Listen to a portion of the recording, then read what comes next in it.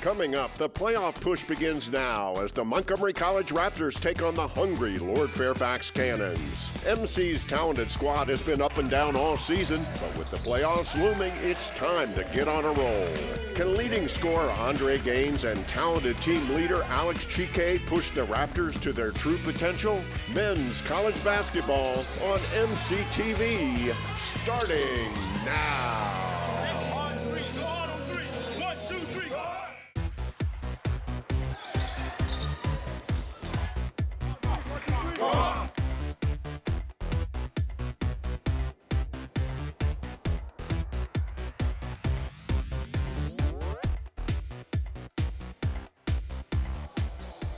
From the Tacoma Park Silver Spring campus of Montgomery College Television presents men's college basketball with the Montgomery College Raptors taking on the Cannons from Lord Fairfax Community College. Hi, everybody. I'm Michael Brown, and it is my pleasure to once again welcome in my partner for today's game, Marcus Rosano. Marcus, great to be back together again. Thank you, Michael. It's good to be here. It's good to be at Montgomery College on the Tacoma Park Silver Spring campus, and we're here to watch men's basketball, Raptors style, and let's see what they bring today. Well, the question is today the day that Montgomery College begins their push to the postseason in earnest? Now, the regular season is winding down, and this team really hasn't put together a significant winning streak yet. There are positive signs. They're sitting at 10-8. They've won 4 out of their last 6, but we're at that point in the season. We're less than a month from the playoffs where this team needs to get serious. They need to put the pressure on. They need to keep the pressure on. But standing in their way today is a very hungry Lord Fairfax team. A victory for them today would be a shot in the arm of their program because this is a big-time Maryland JUCO team that Lord Fairfax is playing today.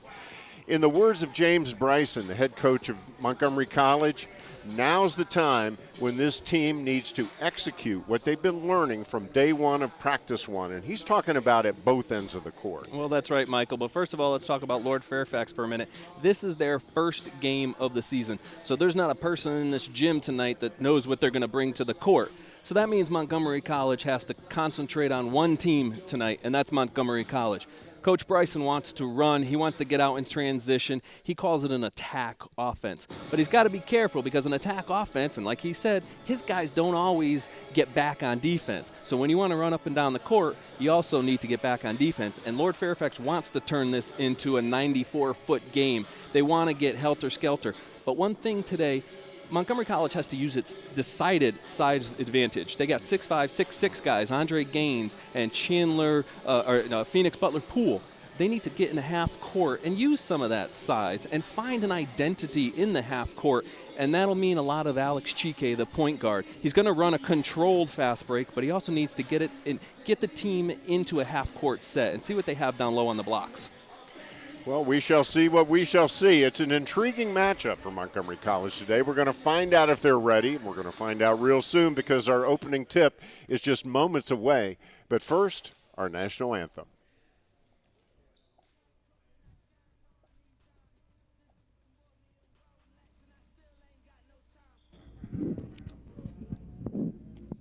Welcome to Montgomery College, home of the Raptors. Today's men's basketball game, Lord Fairfax Community College versus your Montgomery College Raptors. May we rise for our national anthem.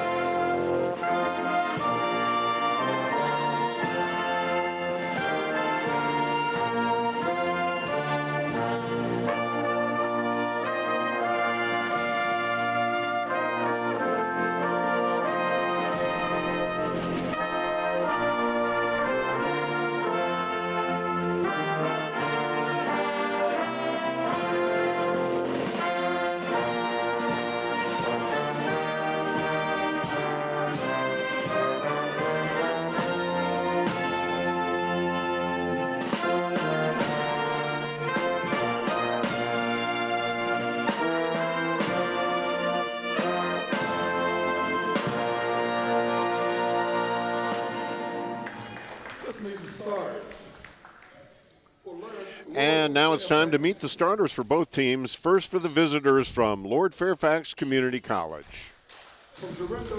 At guard, a sophomore from Sharonda High School, number 00, Charles Hudnall. At guard, a freshman from Luray High School, number 11, Alex Washington. At guard, a freshman from John Handley High School, number 3, James McCool. At forward, a freshman from John Handley High School, number 14, Jared Wolf. And at forward, a freshman from Luray High School, number 13, Derek Bean. And the head coach of Lord Fairfax is Warren Downing. He's in his first year. His assistant is Michael Godbolt. And now let's meet the MC Raptors starters. At guard, a 5'10" sophomore from Richard Montgomery High School, number 13, Alex Chike. At guard, a 6'5" freshman from Springbrook High School, number 4, Tim Christian. At forward, a 6'5" freshman from Quince Orchard, number 25, Andre Gaines. At forward, a 6'6" freshman from Springbrook High School, number 32, Phoenix Butler Poole.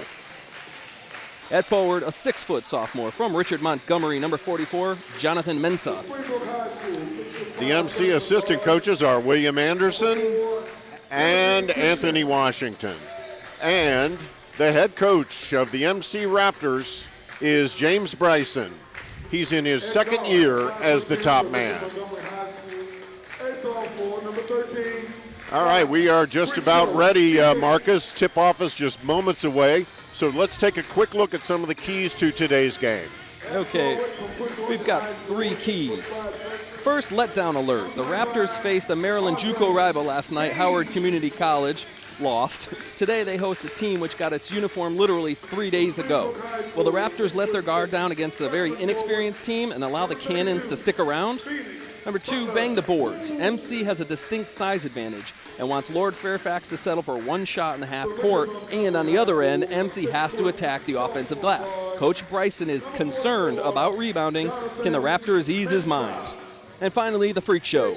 Lord Fairfax wants to press. MC point guard Alex Freak Show Chike will face very quick, athletic defenders when the Cannons go full court man-to-man. Does the Freak Show come out tonight, or will he keep his cool, limit turnovers, and play Raptors basketball?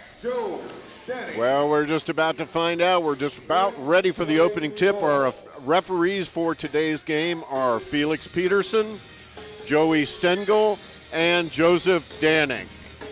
And both teams are just getting their final words of advice from their head coaches, and Lord Fairfax is out on the court. Lord Fairfax is in royal blue, and Montgomery College is in the gray with the purple.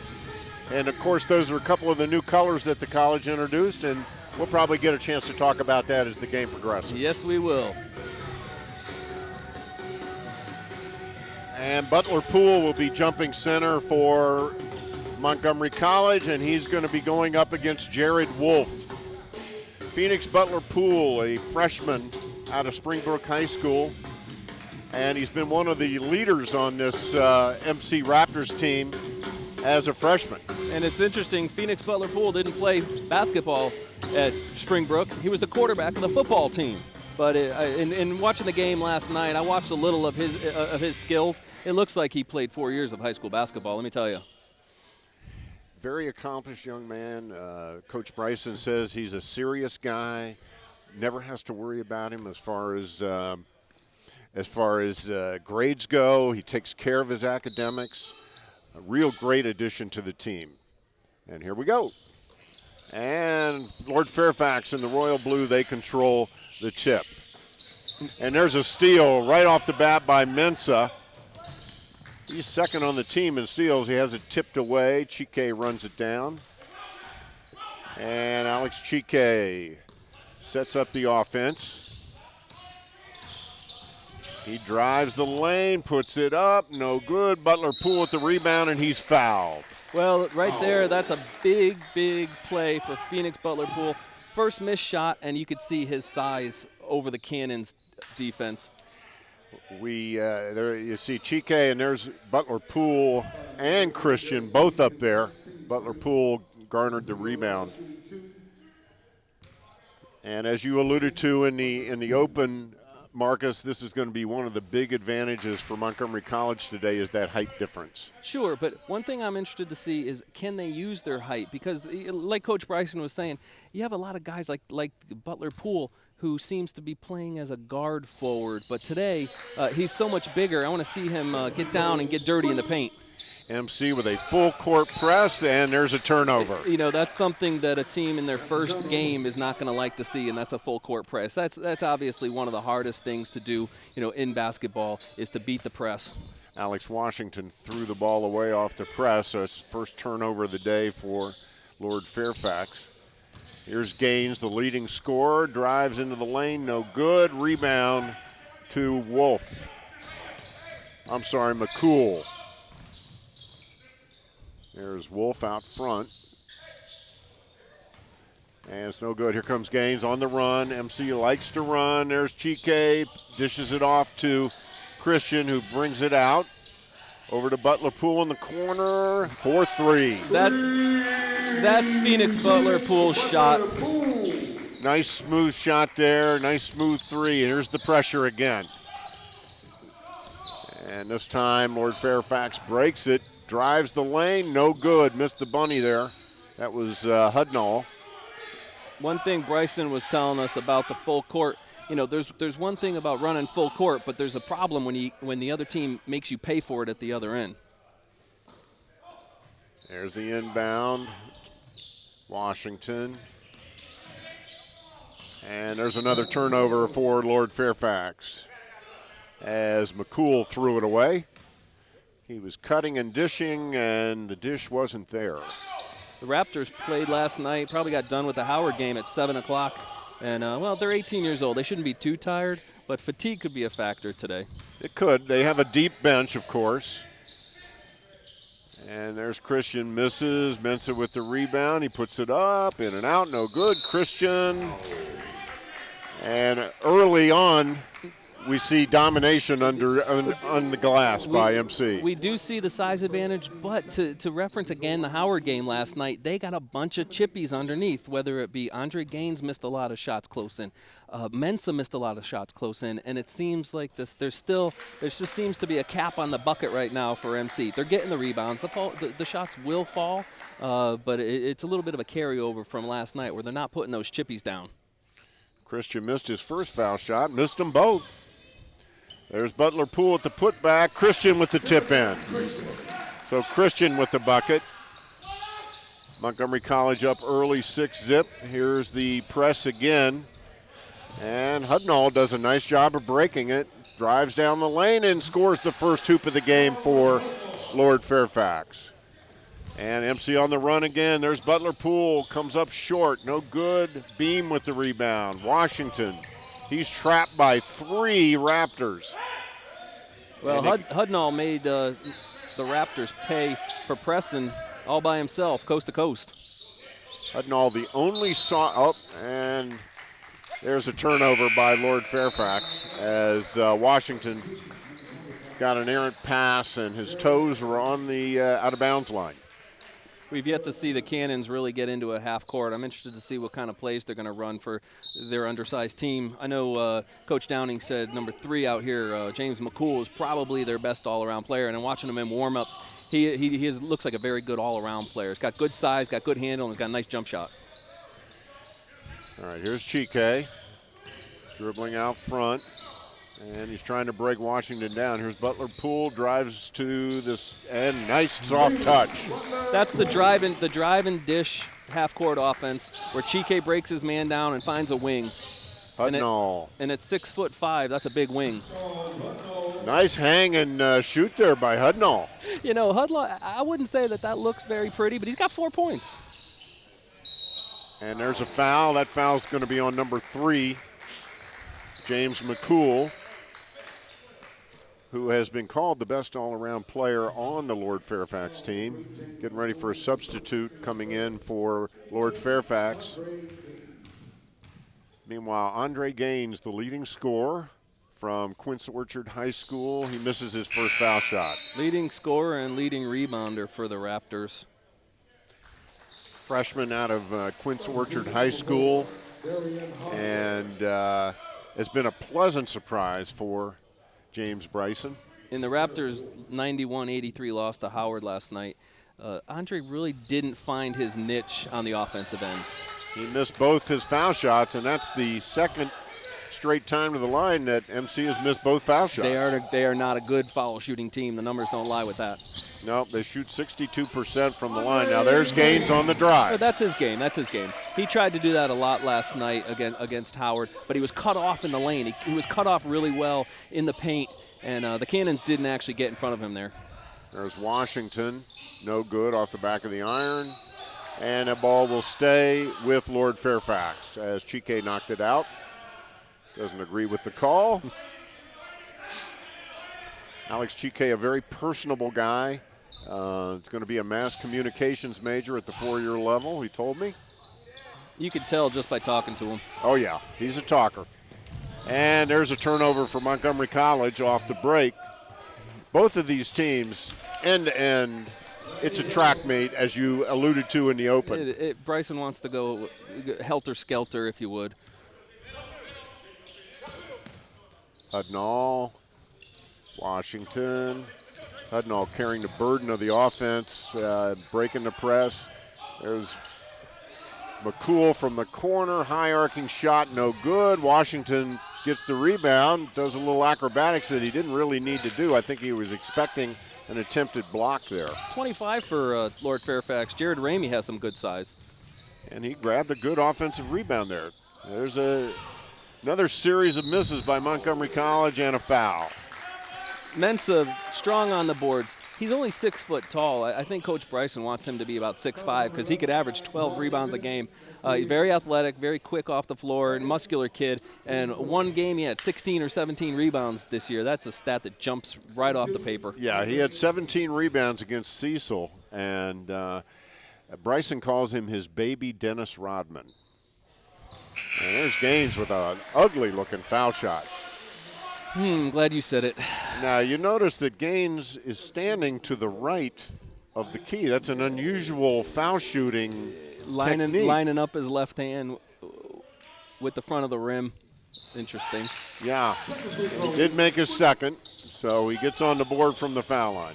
Here's Washington drives all the way down, puts it up, and there's a blocking foul. That's probably the third or fourth trip for Lord Fairfax where the Raptors are not stopping the ball on the press. If you're going to run full court press, you have to stop the ball, and they keep getting into the lane. I don't care how many games you played all season. If you can get into the lane on the fast break, you're doing something right. Number 4 is in for Lord Fairfax, Darian Hardware, and here comes a couple of Knights in, Witz and Barnes, replacing Butler, Poole, and Christian. Witz and Barnes came off the bench last night against Howard and really provided a spark. Witz is a high-energy guy, big-time cheerleader for the guys, and he hit a couple of three-pointers last night. That always helps. And, you know, Marcus, I just went back to the old Montgomery College there a second ago and used the nickname Knights instead of the Raptors. We're still not used to the new nickname. I'm the communications guy. I'm supposed to catch you on that. It's the new name change, the new colors for the college. It's really not been around all that long. As Gaines hits a nice 2. And even old hands like me, sometimes we fall back on our old habits. That was a nice play by Chike to get in the lane and see his buddy Andre Gaines on the wing. Probably not the perfect shot Bryson wants to see is Gaines shooting a 16-footer from the wing, but we'll take it when it goes. There's Fairfax. And Charles Hudnall, the only sophomore on this Lord Fairfax team. The only sophomore, so he's the only one who played last year. You could see right off the bat that he seems to be the team leader, running the point. Yeah, shot doesn't hit anything. Here's Chike, bounce pass to Barnes, athletic move to the hoop. He ran the floor really well yesterday against Howard. He's an athletic kid, like you said, Michael. He can get up and down the court really quickly. David Barnes. Right, here is number 12 for Fairfax. Nate Steve.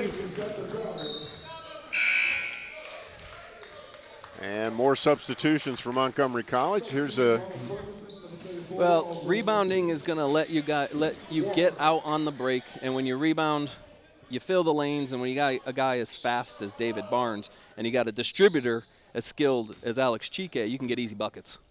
All right, Trent Walker is now in for Chique, and Ronald Ferguson is also in. So, I'm sorry, Chique is still out there. He's the only starter still out there. There's Garrett Witz with the turnaround jumper. He's got such a size advantage. He's 6'5". He's got really long arms, and he got himself into the paint, a little quick turnaround jump shot. But no. That's what Montgomery College needs to do more, is get more shots in the paint. Not putbacks, set plays in the paint. There's a difference between putbacks and set plays in the paint. They're a long team. They have tall players. They can take advantage of that, particularly in a game like this. All right, Chique now takes his seat, and in for him is DeWitt Wood III, number 10.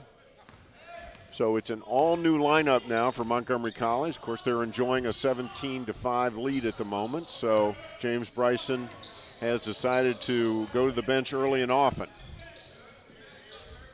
Garrett Witz, one of the co-captains. He goes down the lane. There's the shot off, and they call a charge on Witz. Charging foul on Garrett Witz. Here he goes. Yep. Ramey had position. He did. Ron Anderson, I think, for Lord Fairfax had position on Witz.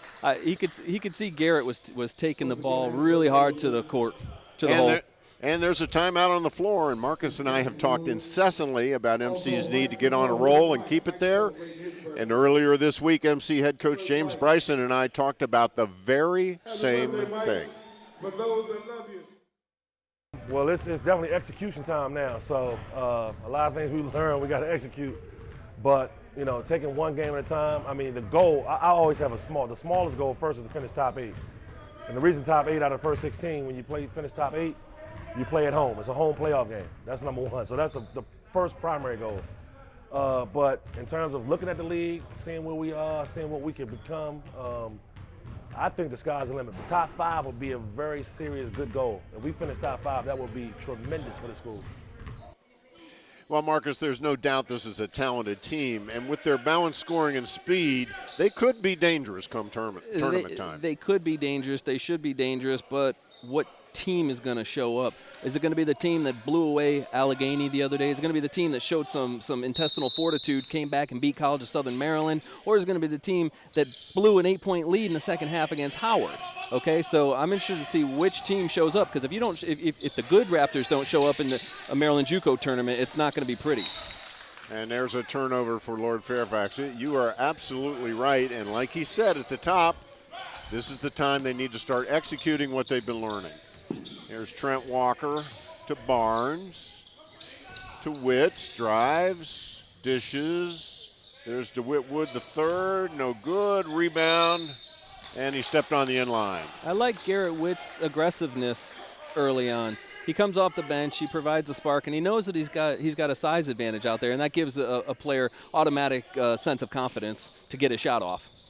Walker. And there's Witz. Good strong move, baseline. Knew he was going to get hit. Used the left side of his body, shoot it with the right hand. Trent Walker, nice inbound pass too. Yep, used his body well there and drew the foul. So Garrett Witz is a sophomore, one of the co-captains, and he completes the three-point play. Here comes the press again, and that time it's a travel. Another turnover for Lord Fairfax. They've got to come and help the trap in the corner. I mean, that's feasting on a trap right there to get him in the corner, a double team, and no help coming over. Montgomery College with a healthy lead here in the first half. And they inbound it to Woods III. He drives. And he loses the handle, but regains it. Cross court to Witz. Puts it up. No good. Rebound to Lord Fairfax. Emmanuel Gebremeskel. We're going to call him Manny. That's easier. Trent Woods back to Ferguson, no good. Nice look on the break by Trent. And Ferguson just couldn't get it to Yeah. go. Ferguson was a little quick on the shot.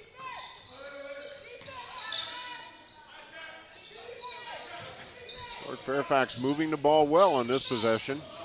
Ooh, he got up and had nowhere to go, but they call a foul. Yeah, I think Trent was moving a little bit. And He doesn't think so. yeah, he was moving a little bit. He'll watch our tape and see. And that will put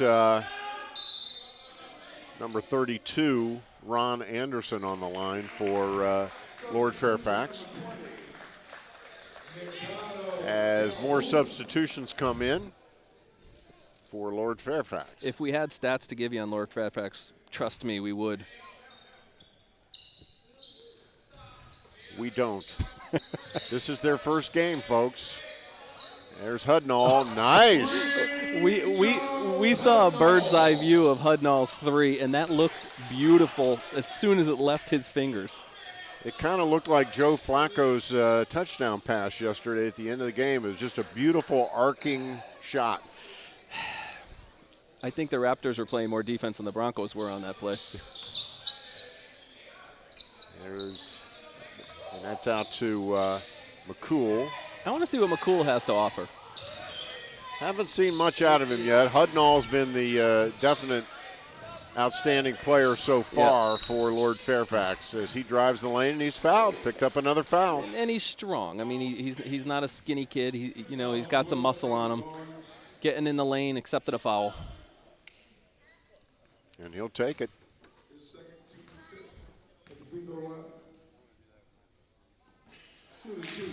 And let's see if we can set the lineup for Montgomery College right now. You've got DeWitt Wood out there. You've got Nico Calhoun has just checked in. David Barnes, Ronald Ferguson, and Trent Walker are all in for Montgomery College at the moment. Walker running the point. And he drives, has it stripped, and Lord Fairfax loses it. Trent Walker came down a little bit out of control on that. Nice inbounds to Woods, who has it. Yeah. Gebremeskel, Good defense. good defense, took it away from him. Keeping DeWitt right in front of him. Don't go for shoulder fakes, head fakes. Hudnall, loses the handle to Ferguson. There's Nico Calhoun, described as a sharpshooter. Well, he missed the mark on that one. Yeah, he's described as a sharpshooter, but I think what Coach Bryson was saying is that he's not shy. He wants to shoot the basketball, and he touched it, and about 5 seconds later he shot it. It was too hot to handle. Nico Calhoun. But hey, the kid gets in the game. He's not getting a lot of minutes, but he's going to get in the game and he's going to take his shots. He's an accounting major from Northwestern High School in Prince George's County.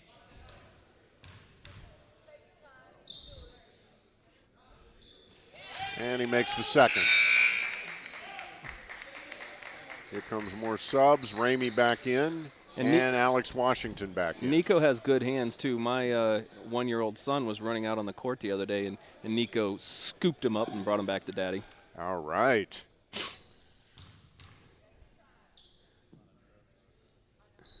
Second. 22-9 Montgomery College with 11:40 to go in the first half. They break the press. Off to McCool. There's his shot. Off the back of the iron, no good. Barnes skied for the rebound, but Ramey comes down with it. Skied is right. Barnes is not the tallest player on the court, but he went up and over everybody on the court for that rebound. Good athlete, David Barnes. Averaging 3 rebounds a game. And Montgomery College. There's Calhoun. Calhoun with another shot. No good. There's Washington. Drives a little bit out of control. Coach Downing was right. They want to run, run, run. Boy, that is for sure. There's Barnes, and good. I think David Barnes would like to do that too. That seems to be his game, filling lanes and running coast to coast. Can play either position in the backcourt. And there's going to be, McCool is fouled, and he makes it. So he's going to have a three-point opportunity here. He's got a very high arcing shot. He didn't call glass, but it doesn't matter what you call. Fouled by Trent Walker. James McCool from Winchester, Virginia. For those of you who are not aware, Lord Fairfax is in Fauquier County. And Front Royal is one of their campuses, I know for a fact. They got to be thrilled today, finally being able to get out on the court. They switched leagues this year, which meant they couldn't start playing games until January. So the kids got to be real happy to be out on the court. And there's Woods. Nice look from Phoenix Butler Poole. That was a great give and go. Phoenix Butler Poole is third on the team in assists with averaging over 4 a game. And being 6'5" or 6'6", he's going to see passing lanes against Lord Fairfax that other players won't. And I don't know if you're aware of this, Marcus. We've had just one timeout here in the first half so far. I haven't been counting. These teams are just going. No break, but they're going to their benches liberally. I think that's part of the strategy here. That's right. And there's a lot of guys that are playing right now for Montgomery College that got some good minutes today that didn't even get to play many minutes last night against Howard. Chike is back in for Trent Walker. Chike turned the ball over on that play. And here's Butler Poole with the dunk. Chike made up for his turnover, got the steal. But one thing about Alex is that he can play out of control. He gets by his man, but then the defense sometimes is waiting for him. But he made up for it to get a dunk for his buddy Phoenix Butler Poole. Another turnover there by Lord Fairfax as the pressure just too much. There's not a pure ball handler on Fairfax. There's Butler Poole all the way up and in. Great camera work there by Paul Steinitz under the basket. Paul, one of our students on the crew today. We've got a lot of students helping us out today. We'll be talking about them a little more later. There is Hudnall over the top. That'll be out. As Montgomery College really, if it's possible, I think they've stepped up the pace. Probably. I didn't know if that would be possible, but it is. Timmy Christian just shot a long three, but that's his shot. He's a good three-point shooter, but he's also a good slasher, and Coach Bryson likens him to Scottie Pippen, where he's long and he's lean. But when you start coming out on a good shooter, you have the opportunity to blow right by him and take it to the hole. There's Chike, breaks the press easily with his speed. Christian slashes, and he's hacked. Mugging in the lane there. The Lord Fairfax bench, they saw a lot of ball, but I think there was also a lot of elbow and body on Timmy. And, of course, Tim Christian, not exactly a big guy, even though he's very tall, obviously. He's very slender. Very slight. And here comes Andre Gaines back in. He's going to replace DeWitt Wood III. Wood did a nice job. DeWitt Wood's a very nice role player for the Raptors. Come in, do his job quietly. And here's Christian. He's third on the team in scoring. There's Gaines, Andre Gaines getting a rebound and a putback. That's something that we need to see a lot more of from Andre Gaines. And there's that's off of Christian. And it'll stay at the Lord Fairfax end. 9:11 to go in the first half. As there we see McCool having it knocked away there by Christian. MC in a zone for the first time in the game. Yeah, 2-3 zone. Bryson likes to run man-to-man most often. Runs multiple defenses. Of course, a lot of pressing. Here's Chike. All the way for Alex Chike. And there's a timeout on the floor, and we've been talking about the impressive background of MC head coach James Bryson, and earlier this week I asked the MC players about how they like playing for a guy with that kind of playing and coaching resume. Coach Bryson is a bright guy, you know. He's a great coach. He really lets us do things in the offense, and just overall, he teaches us how to be grown men, and he's a great guy overall, so I like playing for Coach Bryson.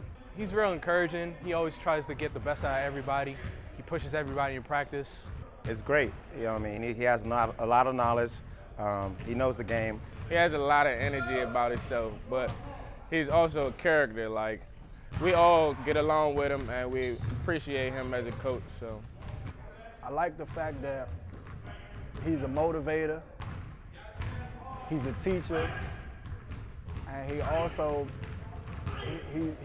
a realist. Like, he lets you know when you're doing good, he lets you know when you're doing wrong, he lets you know what you need to work on. He's everything in one. He's everything you can ask for in a coach. Well, Marcus, I think these guys appreciate what they've got with head coach James Bryson. Absolutely. You're talking about a guy who went to Villanova. He scored over 800 points. He's on the all-time rebounding list. So when you're talking to college athletes and they said, hey, I went to Villanova, I played for Raleigh Massimino and Steve Lapis, well, you have instant court credibility right there. Not to mention he's a personable guy. The players seem to like him, and he seems like a good leader. But if you play under Raleigh Massimino and Steve Lapis, you're gonna get some good tutelage. Not to mention that he played 11 years in Europe and was a very good player overseas. Yeah, he had quite the travel resume. Played in Spain, Italy, Yugoslavia, France, Serbia. I mean, he got the world tour. Timothy Christian just hit a big three.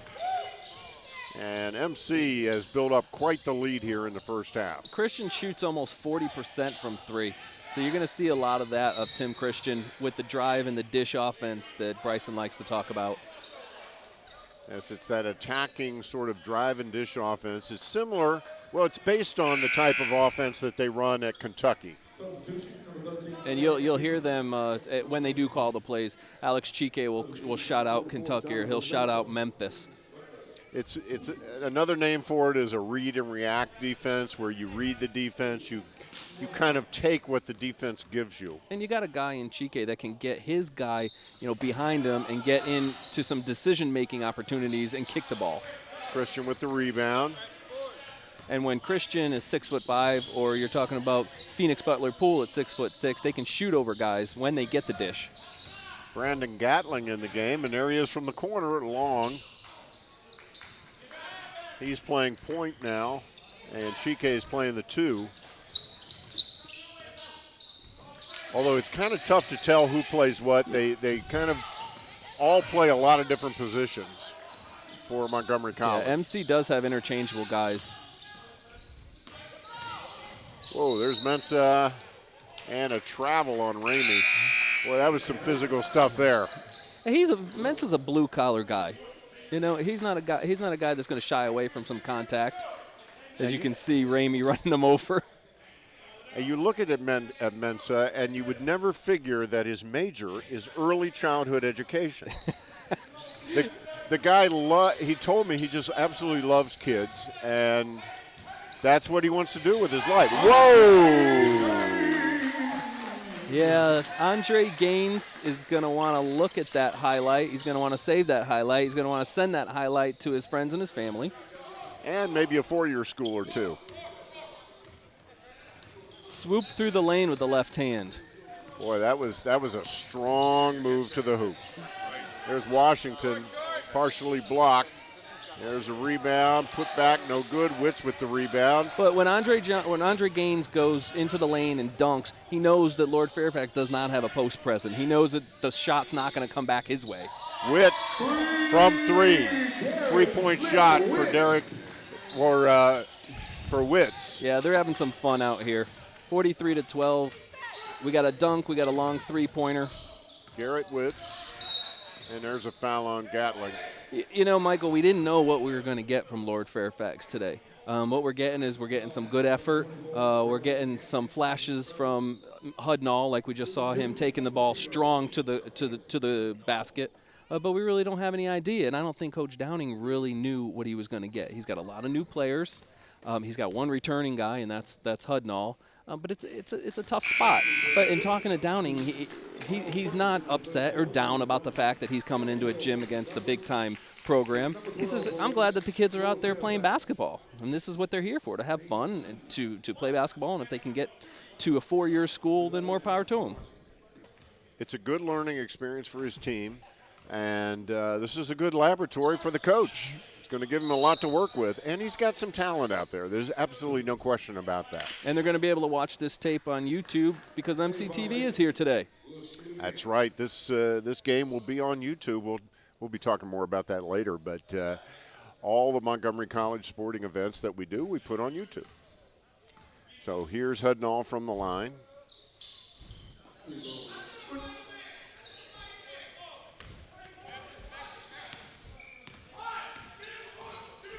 I like Hudnall as a player. You know that?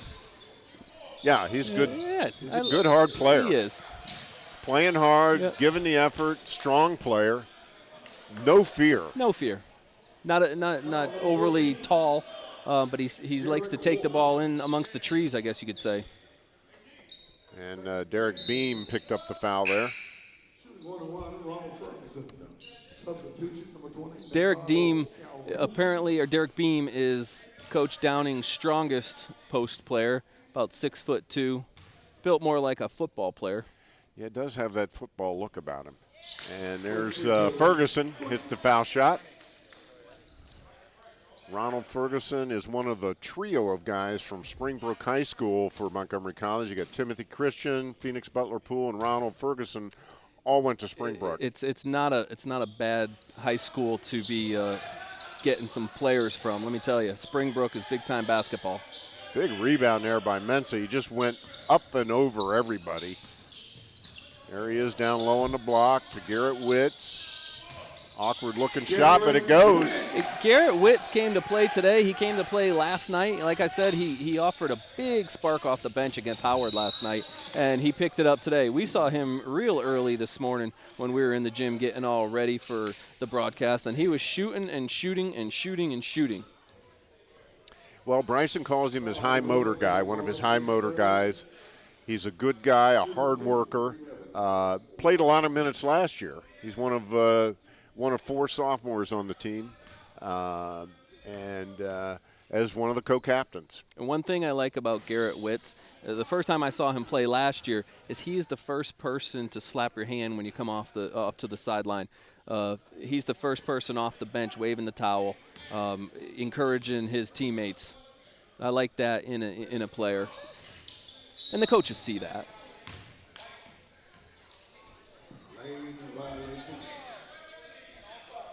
And here we go, another substitution hit. Hudnall coming back in. Took a brief break. Yeah, you can't let Hudnall sit too long. No, if you you're really Coach can't. Downing. Washington makes the foul shot. And here comes Montgomery College on the attack. Nico Calhoun on the wing. Out to now Barnes running the point. He gets it to Calhoun from the corner, and the sharpshooter hit that one. There's that shot. It's not going to be in his hands for long, let's put it that way. And he's got a quick release, too. He does. And he gets up pretty quickly, too. Oh, there's an ill-advised pass. Yeah, Mensah playing center field back there like he should be. There's Witz, strong, no good. Ferguson battles, didn't come up with it. Oh, another steal by Barnes. Another turnover for Lord Fairfax. There's Calhoun from the corner again, no good. Mensah runs it down. Talk about a high motor guy. There's Witz. Barnes.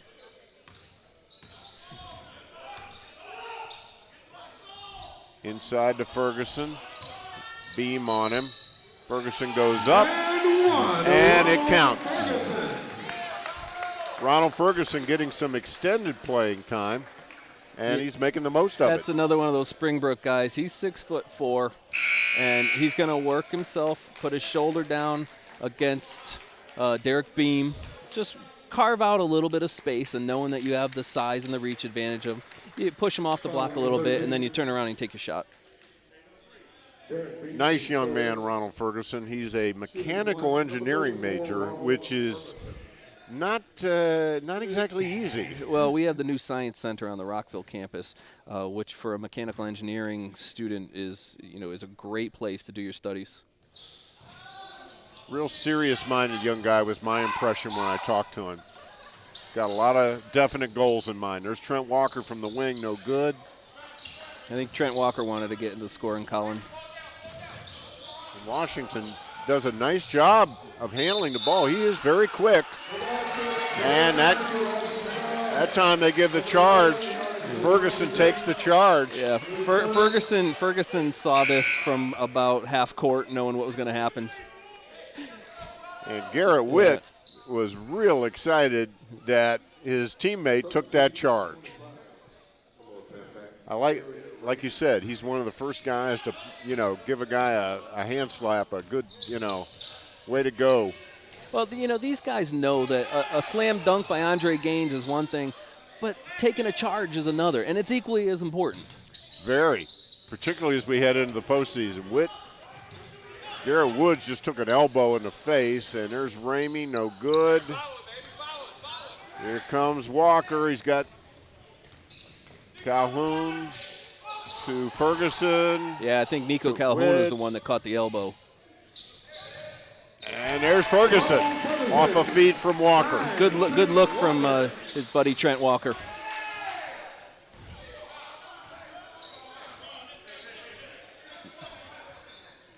I'm looking over at Alex GK on the bench. He plays a ton of minutes, and he looks very uncomfortable sitting. I just have to say that. Yeah, he's probably not real happy about sitting. He's definitely a high-energy guy. Look at him. He looks a little uncomfortable, doesn't he? Yeah, he doesn't want to be there. No. And he's out, and he's coaching from the sidelines, too. Well, as Bryson said, he's kind of like a coach on the floor when he's out there. He's got to be. He's the point guard. He's the true point guard. He's the true floor leader for the Raptors. And Lord Fairfax has 3 subs getting ready to come in. McCool's back in. Number 4, Hardware, and number 32, Ron Anderson, all check in. And Brandon Gatling checks in for Montgomery College. So it was a bit of a fire drill there. We're getting to read all of our rosters today. And for the Lord Fairfax, we got the rosters earlier in the week, but we didn't have a very important aspect of a roster, and that being a number. Yeah, the number kind of helps when you've never seen the player. But when you don't have uniforms, you didn't have a number. Other than that, we had everything we needed.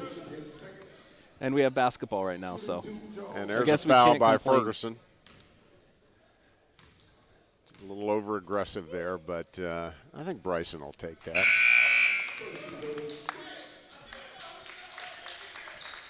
And Ronald Ferguson checks out. Andre Gaines, his classmate at Springbrook, checks in.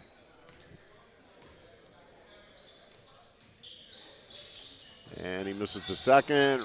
Wow. As Anderson really gave it everything he had to try to save that ball. A lot of effort out here by Lord Fairfax, no doubt about that. There's a shot by Woods, no good. There's Calhoun, steals the outlet, brings it back the other way. And Coach Downing is going to want to see effort. Oh, there's Gaines, wide open. He's a military man. He works for the State Department. So he's going to want to see these guys out here, busting their butts, going up and down the court, regardless of if it's 55-16. Which indeed it is, 55-16. And there's Ramey backing in, and he's fouled by Gaines. Ramey's a big kid. He used his size. He went right at Andre Gaines. I don't think Ramey is very impressed by the slam dunk by Andre Gaines, so he says, I'm going to take it right at you. Jared Ramey from Berryville, Virginia. Nice country out there. I've been to Berryville. It is very nice. Yep. Clark County High School. Got several guys from Clark County High School on this team, actually just one other.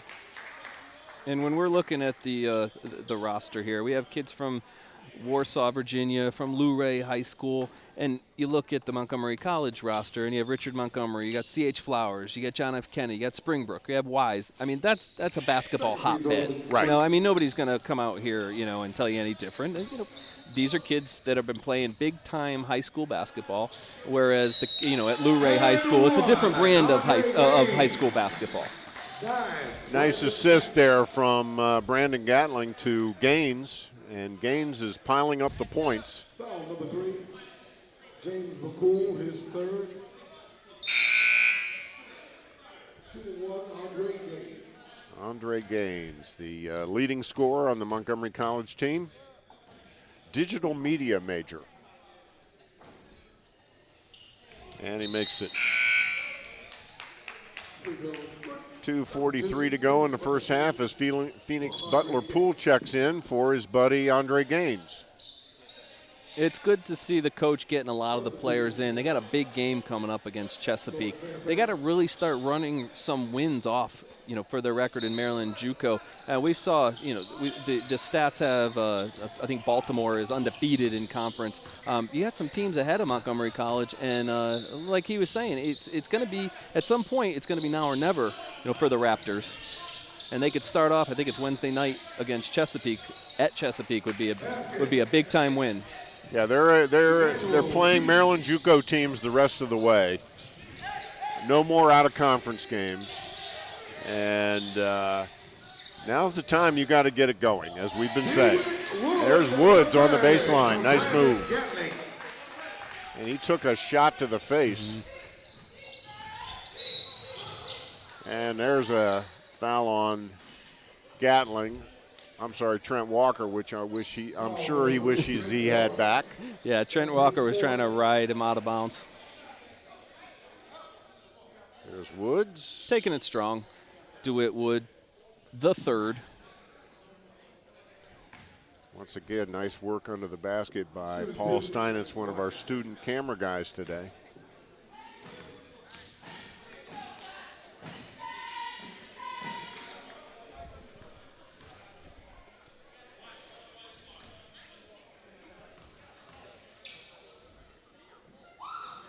And there is Washington with the foul shot. 60-20. A lot of points for Montgomery College in the first half. We're under 2 minutes to go. And there's Butler Poole. That's it. On that trip down the court, Phoenix Butler Poole brought the ball up, playing the point guard position, and then he scored on the low block. And that's something with Phoenix Butler Poole, that he can play the point. He's 6'6", so he can score on the block. I'd really just like to see him and maybe even David Brody and Andre Gaines to just park themselves on the block and see if they can make some moves on the block, going one-on-one as a post presence, as opposed to the drive and the dish. Well, it seems to me that they're going to have to develop that a little bit heading into the postseason. They're going to be playing teams with post presence. And if your shot's not falling, if you're driving, if Phoenix Butler Poole isn't hitting the corner three-pointer, or Timmy Christian isn't shooting the three, the shots aren't going to fall every single night. No, they're not. There's Chike working and breaking down. And it's a little crazy out there. Chike with the rebound and has it taken away. And Chike has his own highlight video on YouTube. It's the Freak Show video. It has him in high school, and the between the leg dribbles that you saw. You can watch 10 minutes of Freak Show between the leg dribbles on that YouTube video. That was for recruiting. It's a great little video. I watched it. But he has an excellent handle of the ball. I am going to have to look that up. I don't see why there's any reason why Alex Chike cannot be a point guard at the Division III level at a 4-year school. I think he has the skills. He's not a big kid. He's not overly fast, but he's quick, and he can get to his spot off the dribble. And there's a difference between being fast and being quick, and I think that Alex Chike is quick. He's also strong. He is strong. He is strong. He's built like a tailback. Really looks, kind of a Ray Rice type body. And if he can develop his outside shot, that even makes his driving expertise even better. Like yesterday against Howard, he hit 2 long 3-pointers, which isn't Alex Chike's game, but his shot was falling. And you can develop that. I mean, Allen Iverson came out of high school and college not as a good shooter, but in the NBA he developed his game and became a really good shooter.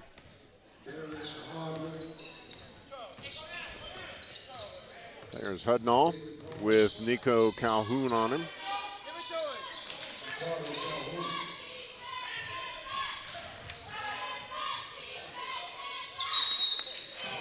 And there's a foul underneath.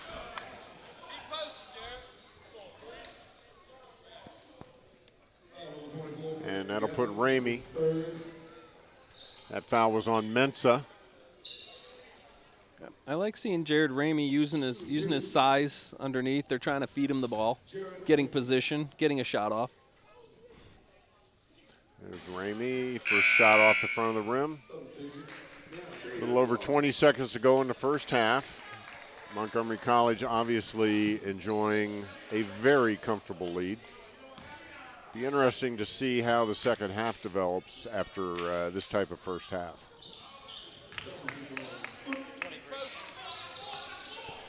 And Montgomery College, for the first time, maybe the first time all half, is kind of walking it up the floor.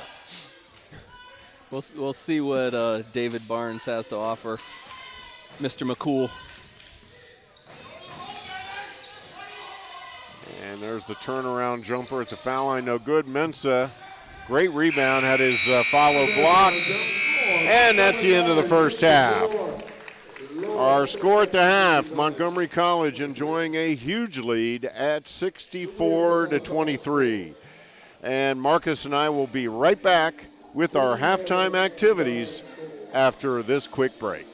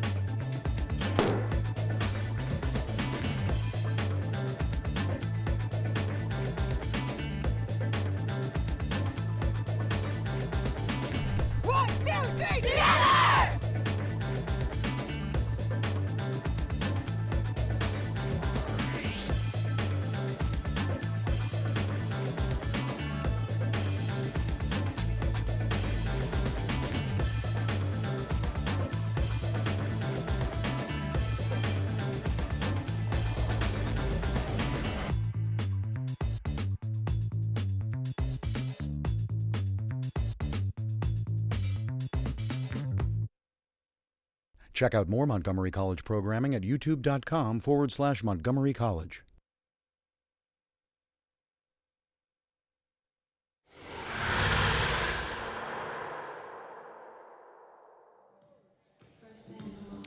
Welcome back to the Tacoma Park Silver Spring campus of Montgomery College in Tacoma Park, Maryland, where, as you can see on the screen, our halftime score, the Montgomery College Raptors 64, the Lord Fairfax Community College Cannons 23. And Marcus, I think you probably know this better than anybody, that when players come here to Montgomery College to play basketball, it presents an opportunity for them. It's an opportunity for them to further develop their basketball skills, as we've been watching in the first half. It's also a chance for them to improve their academic standing. And I think maybe most importantly for them, it's an opportunity to move on to a 4-year school where they can get that all-important undergraduate degree. And earlier this week, I had a chance to pay a visit to the Raptors practice. I talked to every one of the players on the team, and I asked them about the experience, what they've learned from playing basketball at Montgomery College, and most importantly, about going to class at Montgomery College. It taught me a lot of things. It taught me not to take things for granted, stay focused, and to keep your eye on the prize, whether that be basketball, whether that be being a good person or being a good all-around just basketball player or student especially. Playing at MC taught me that I have to work hard to go to the next level if I want to continue my basketball career. It's definitely taught me discipline, definitely how to act, like when to speak up and when to maybe kind of shy away, knowing the situation and stuff. You gotta trust in the defense, trust in the offenses. So you can't just do it yourself. You gotta just learn to trust other people. It taught me how to basically be a teammate, you know what I'm saying? And be a teammate outside of basketball and outside of school and also, you know what I'm saying? Be able to call one another, you know what I'm saying? Build a nice bond, a relationship between our players and stuff like that. I can say I've learned to be more of a listener and not so much to talk, to be humble. That's the biggest thing I've learned since I've been here. It has taught me to work hard to get out of MC, to explore, like play on different levels, play different people, different places in the world. Just that there's other things out there, and basketball can help me get a free education. Well, Marcus, it sounds like the guys have learned some pretty interesting life lessons here at MC. Well, it's true. The thing about coming to a two-year school is these young men will leave Montgomery College, whether it be after 1 year, 2 years, but if they stay here 2 years or 2.5 years or even 3 years, the thing about leaving a two-year school is you leave with an associate's degree before anything. Athletics aside, if you have a degree to take into your life, whether it be into the workforce, whether it be to a four-year school, that's something that a 19, 20, 21-year-old kid, nobody can take that away from you. Now, on the athletic side, you're here to develop as a man, because a lot of these young guys come in here not physically mature for the next level. So you're going to develop as a man, you're going to mature a little bit, but you're also going to learn who you are as a basketball player. You're going to learn who you are as an adult. So there's a lot of life lessons, and it sounds like these guys, these Raptors, have a good head on their shoulders. They've seen the example of Coach Bryson. Coach Bryson went to Villanova for 4 years. He became a successful athlete, overseas, and now he's working here, coaching, Montgomery College. So there's a lot to learn, at a two-year school. And one thing that you can tell is they're not taking their experience for granted. They're using Montgomery College, as a blessing and as a springboard, and not because they couldn't qualify for a 4-year school. It's because they want to become men and they want to get to the next level, and they could get to the next level with a 2-year degree in hand. Well, and you look at the majors of some of these kids, and we're not talking basket weaving here, folks. Right. We're looking at things like computer science, architecture, mass communications, accounting, film directing, and politics. Politics. That was a good combination. Yeah. That jumped out at me. That caught my eye, and with what's going on with the Academy Awards right now, it's right up their alley, too. Broadcast journalism. These kids are here to get an education. Yeah, basketball is very important for them, no doubt about it, and it's going to help them possibly move on to a 4-year. But they're here for an education, too. They certainly are. And one thing about Montgomery College, even though it's a community college, this is a college. This is not an extension of high school. And you could sit in a class for 10 minutes and listen to the professors that we have here at Montgomery College, and you'll know right then and there, like, wow, this is big-time business. The thing about a 2-year school is, you actually have to, if you're playing basketball here, you are going to go 2 semesters during the season, so you're going to have to get your grades up in September and October because you want to play basketball in January. If you don't, mind your P's and Q's in the classroom, you're not going to be playing come second semester. I'll tell you, Marcus, especially you in your position, you talk a lot about the endless possibilities at Montgomery College for all of our students. And I really think these guys have embraced that notion. And it was great to hear him talk about it. Anyway, stick with us. Marcus and I will be right back with a look at the first half stats and the start of the second half after this quick break.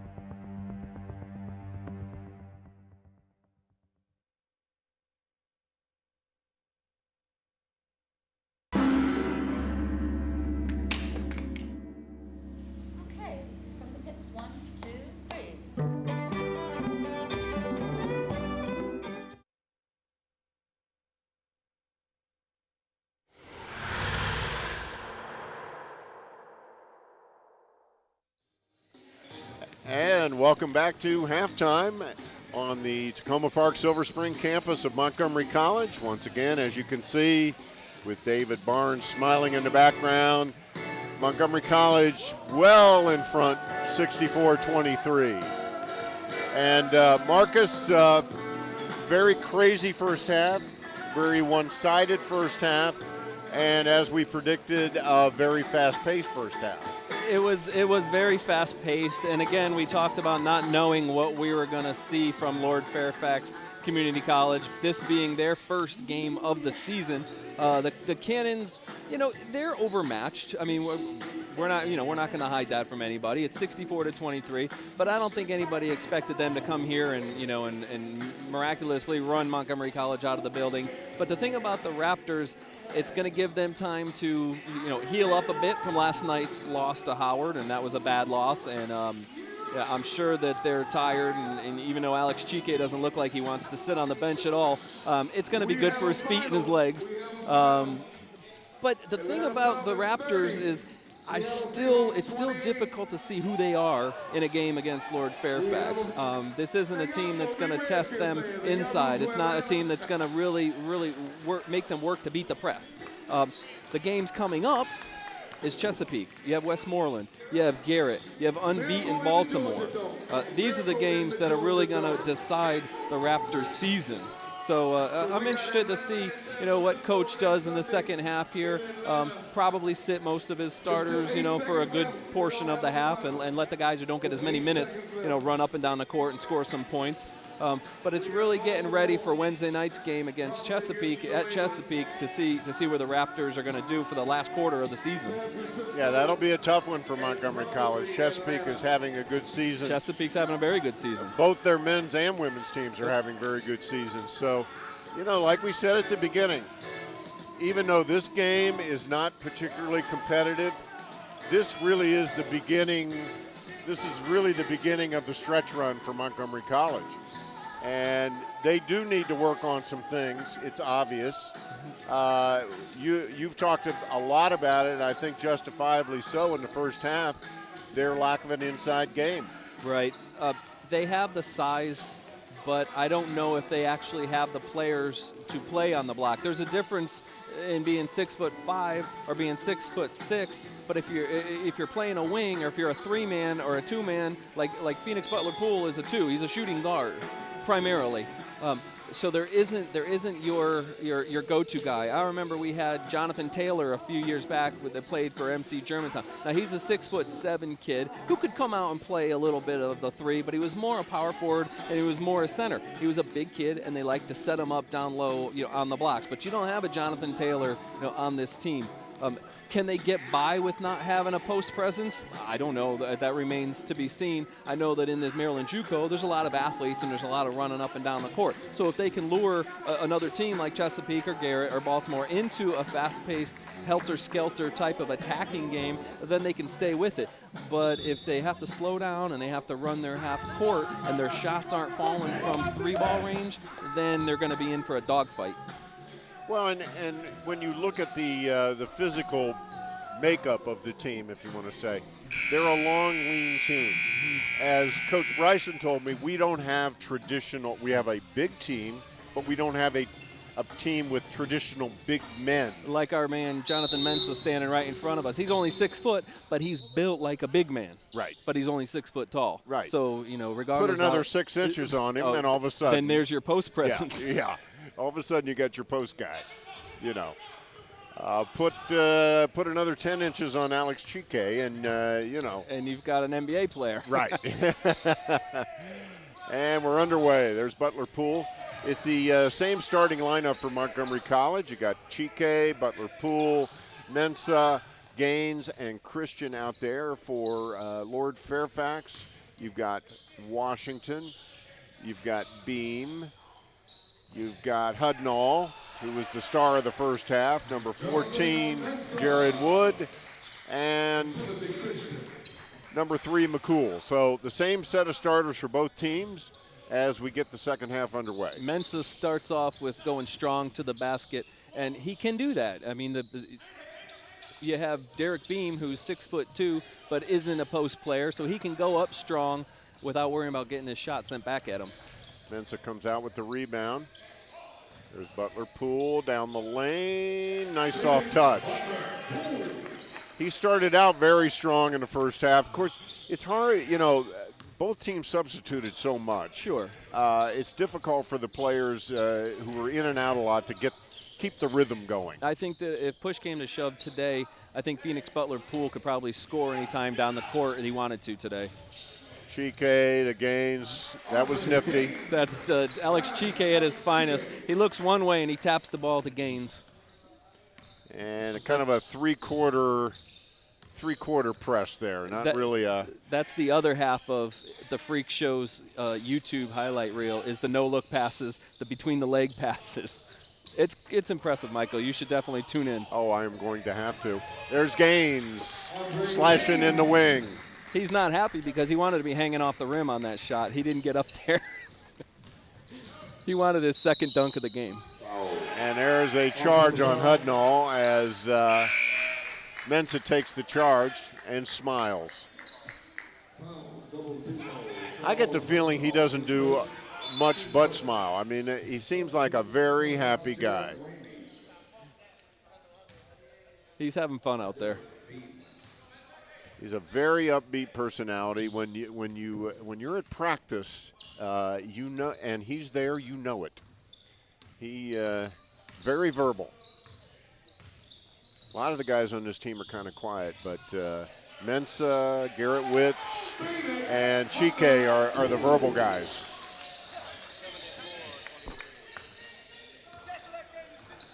Phoenix Butler Poole wants to fill up the stat sheet in the second half here. And why not? Oh, Gaines, he traveled. Double dribble. Couldn't find the handle. He smiles. That was last-ditch defense right there. But I think it was the number 11 of Alex Washington. Just got in front of the locomotive called Andre Gaines to get him to double dribble. That's a good way to describe what was going on there. Here's Washington. He's impressed me today. He's a pretty quick guy. Ramey down the lane, no good. Mensah with another rebound. He's got his rebounding shoes on here early in the second half. There's Chike. And he's going to set it up. So Chike is calling out an offense here. And he's hacked. And Paul Steinitz, Paul almost had somebody in his lap there. Here's Alex Chike. This is going to be a good look. We have to tell Paul that when Alex Chike wants to beat his guy off the dribble and he's going to the basket, he's coming, Paul. There's Paul. And while we have this pause in the action, we want to make sure everybody knows that, okay, we're going to talk about our students first. And as you know, Mr. Rosano, one of the great things about working at MCTV is that we get the opportunity to work with many of the students in the television program here. And realistically, we couldn't do a game like this without them serving valuable roles on our crew. We've got current and former students. Current students, there's Dallas Howard. She's on game camera today. Hi, Dallas. Great name. There's Paul. We've already talked about Paul, Big Paul on handheld. And we're looking for Asia Norris. She's hiding around here somewhere. There's Asia. And Asia's a utility for us today. Shahima Chalela is down there helping Paul underneath the basket. There's Shahima.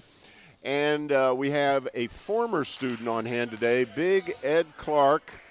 And we're going to have Paul's going to find Ed. There's Ed right in front of us, right in front of our production supervisor, Steve Houck, as well. And finally, we have Corey Wallace on hand with us today. We're going to look at Corey in just a second. There's Corey. Corey's on what we call game tight. He gives us those hero shots after a basket is made.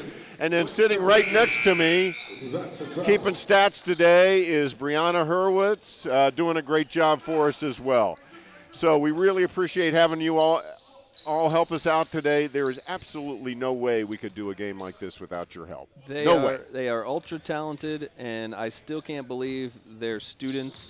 The majority of them are students, but they are professionals in my book. They truly are professional. They really are. So we are back to the action. The score didn't change while we were away, talking about our great students. And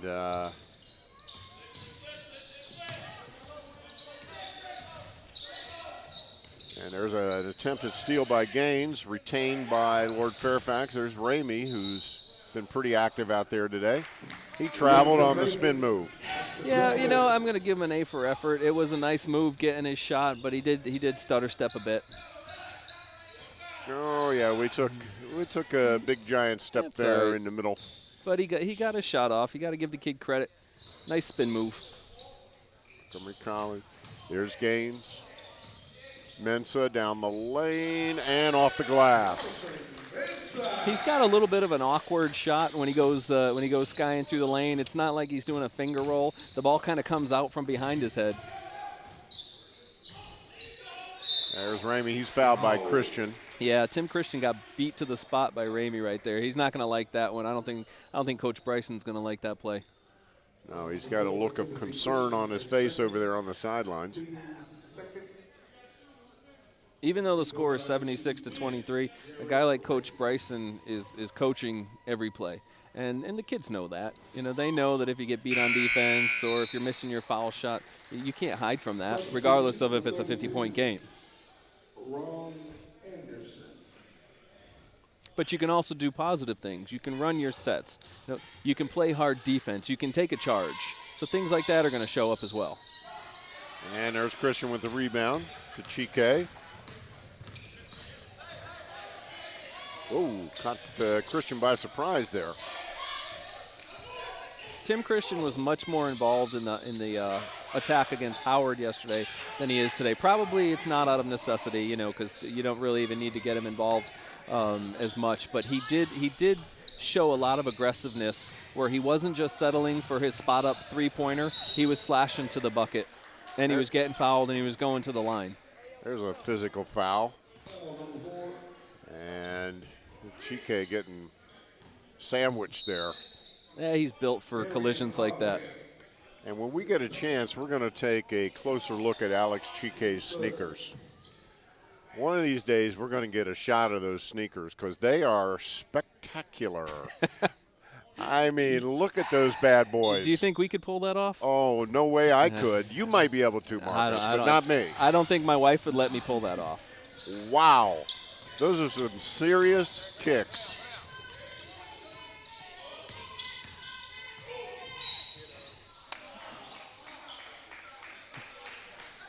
And Alex on the floor again. He spends a lot of time on the hardwood, doesn't he? Hey, even though he's flashy with his dribbles and he's a little flashy with his passes, there's one thing I noticed about Alex Chike is he doesn't mind mixing it up. One thing about Alex is he's going to get in the face of the guy that he's defending. He might grab him, he might push him, and he might grab the shirt, and when the referee's not looking the other way, he might grab it some more. But he's a kid that plays hard. He's a hard-nosed player, even though he might likes to look good with the between the legs and the behind the back passes. He's a hard-nosed little guy. He's really the unquestioned leader of the team. Coach Bryson calls him his alter ego out there. There's Gaines with Butler Poole with another slash to the hoop. And he got a nice pass. Fill in the lanes.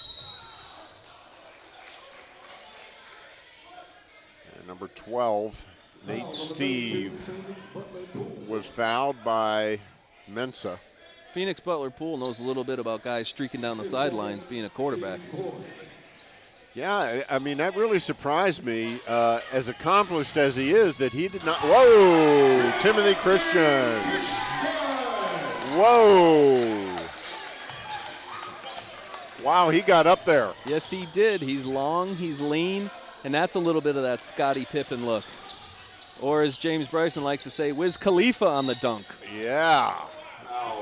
That did have the little Pippen-esque look to it.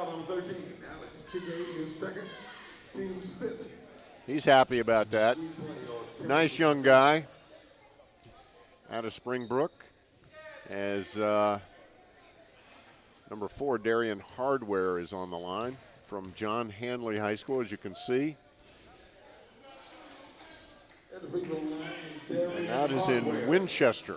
They've got 3 guys from John Hanley High School on the roster. 1, 2, 3, 4, 5, 6 guys from Winchester. That's the home of the Apple Blossom Festival. And there's Butler Pool again. Winchester's another nice town. Very historic Civil War era town. Great place to visit on a weekend. Yep, I've spent a lot of time there on business over the years, and it is a nice place. Ramey, good hustle. Thought he had saved it. Butler Pool, no good. Mensa, wow. You know, I don't think we're going to see many dunks from John Mensa today, but that is a highlight reel play. That is. Watch this. Big board and the foul. Whoa. And one. And going away, momentum completely carrying him away from the basket. He went 2 different directions. He went one direction on the rebound, and then he jumped back at his athleticism and kind of swooped through the lane, took the foul, and put it in the hole. Fun to watch. Fun to watch. Good for him. I think I can understand why he had 17 rebounds against Cecil. Oh, I can too. He's got really quick hops off the floor, even though he's only 6 foot tall. Well, Bryson says he plays a lot bigger than his 6 feet.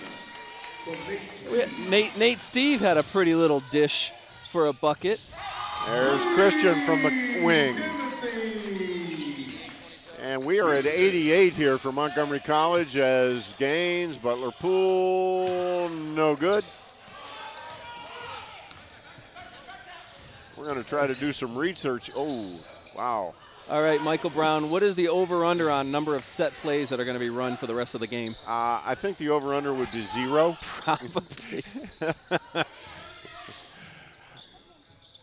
As the game has devolved a bit into a little bit of a wild affair. I used to like playing games like this at the park. Up and down, up and down.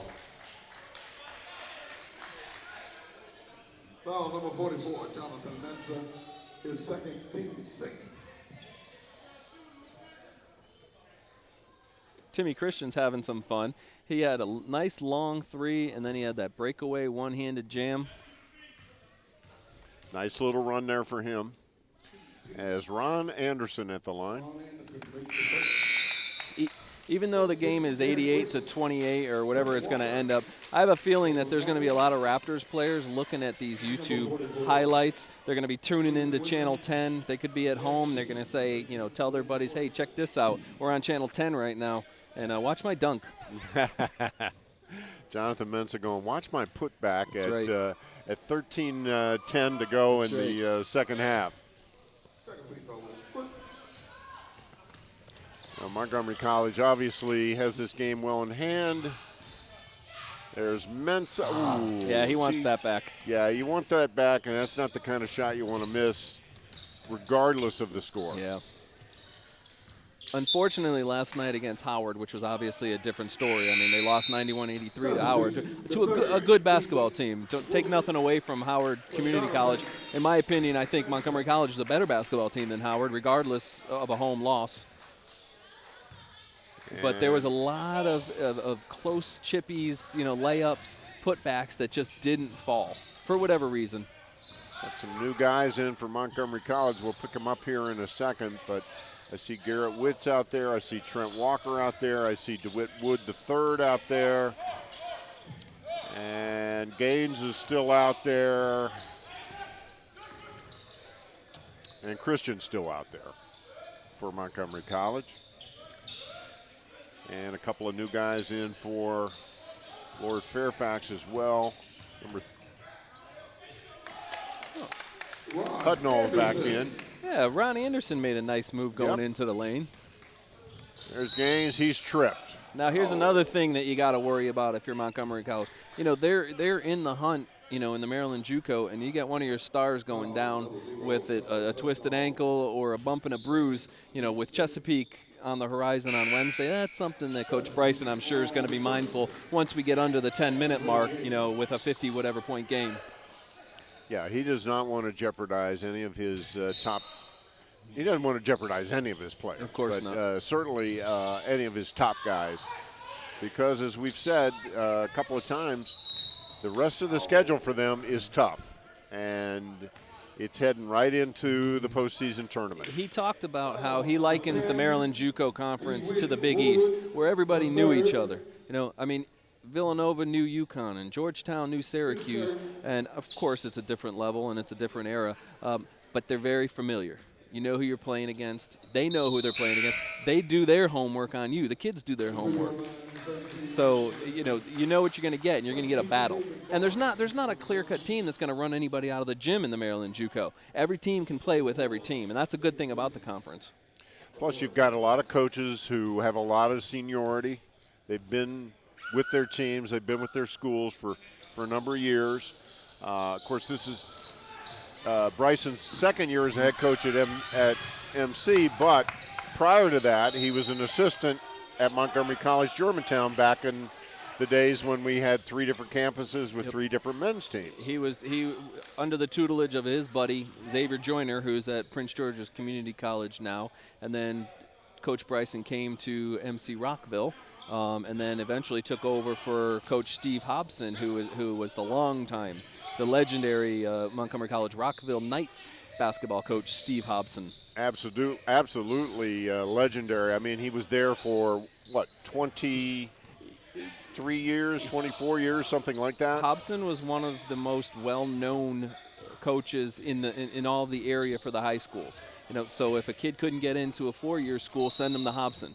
And when you spend 20+ years at the institution, you're going to build that rapport with high school coaches, and it worked.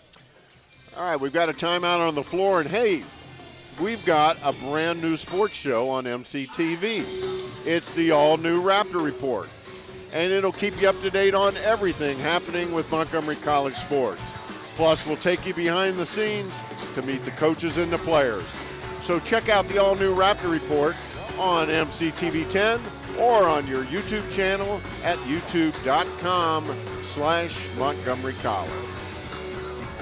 And who is the host of that Raptor Report, but none other than the voice of Montgomery College Athletics, Michael Brown. And I must say, Michael, people are talking about the Raptor Report on campus. That's a really, really good show, and of course we've seen the professionalism exhibited, on display today with all our camera people and with the people in the truck, everybody that we work with. But it is a serious operation, and that production of that show is big time. So I urge anybody, if you want to learn a little bit about Montgomery College athletics, watch the Raptor Report. It's good.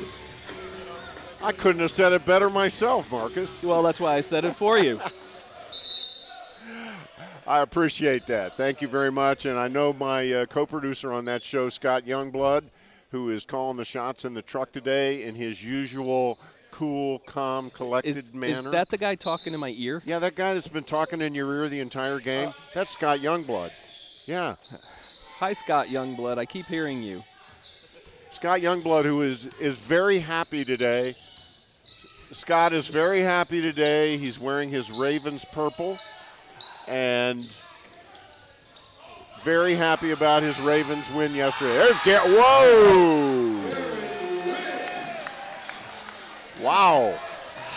Two-handed dunk. I know that's a great highlight for Garrett Witz, but from a guy who's going to be going through his 3rd ACL reconstruction in a few weeks, when he came down off of that dunk on his leg, my heart stops a little bit. I don't want to see Garrett hanging from the rim and busting a leg. I'm sorry. It makes me nervous. I'm sure it made Coach Bryson a little bit nervous too. Sure. All right, so Garrett Witz is in there. David Barnes is in there. Ronald Ferguson, who had a nice first half, is in there. DeWitt Woods III and Trent Walker from Montgomery College. Lord Fairfax, as you can see, they're not wanting everybody to have a highlight dunk on the team. DeWitt Wood III got fouled pretty hard by Lord Fairfax, and you got to give him respect for that. they're still playing hard. Of course they are. And that's what you would expect with a coach like Warren Downing. He's a hard-nosed ex-military guy. Right. Works for the State Department now. I'm not going to tell you what he does, but I saw it on his email, and it looked pretty looked pretty serious to me. I got to tell you that right now. In our discussion with him before the game, you can tell he's a serious guy, nice guy, very professional, and I think he's going to have some fun with this team. I think he enjoys what he's doing, and he's very respected in the community as well. Oh, he is, and he looks at this job as giving back to the community. Big community guy. And he's real happy to be doing this. He was an assistant last year. He had to leave in the middle of the season because he had to go overseas for his State Department duties. So there's Trent Walker.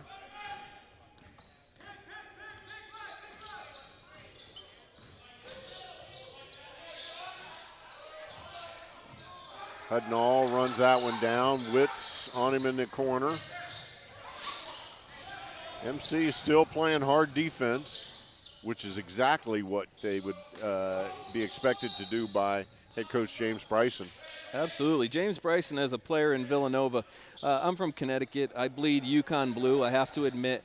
I remember James Bryson as a center for Villanova. He wasn't a great scorer. He scored 841 points over 4 years, but he was one of the best hard-nosed rebounders that Villanova has ever had. And he was a banger. He had elbow pads and he had arm pads. And being a UConn fan, I didn't like him very much because when he rebounded the ball, elbows were flying and people were clearing out. And usually it was my Huskies getting cleared out. So he was a tough guy, 6'10". He was a big guy, a blue-collar guy, but he really, really earned respect at Villanova. A lot of people talked about James Bryson, and we read some articles, that were over the years when he was in Europe playing ball. But it just seemed to be there was a lot of respect for James Bryson and how he played as a player and how nice of a guy he was.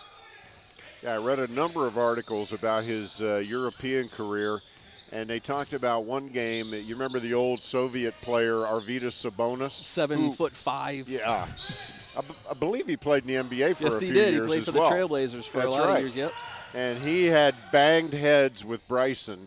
Bryson had, I believe the article said, 8 stitches under his chin, but he was out there playing the next day. And James Bryson was in 1 year when he played in France, was the MVP of the league where he averaged 24 points and 12 rebounds a game. Now, averaging 24 points in France is a lot different than averaging 24, in the Big East. It's a different brand of ball. But even though it is in France, it's still professional basketball.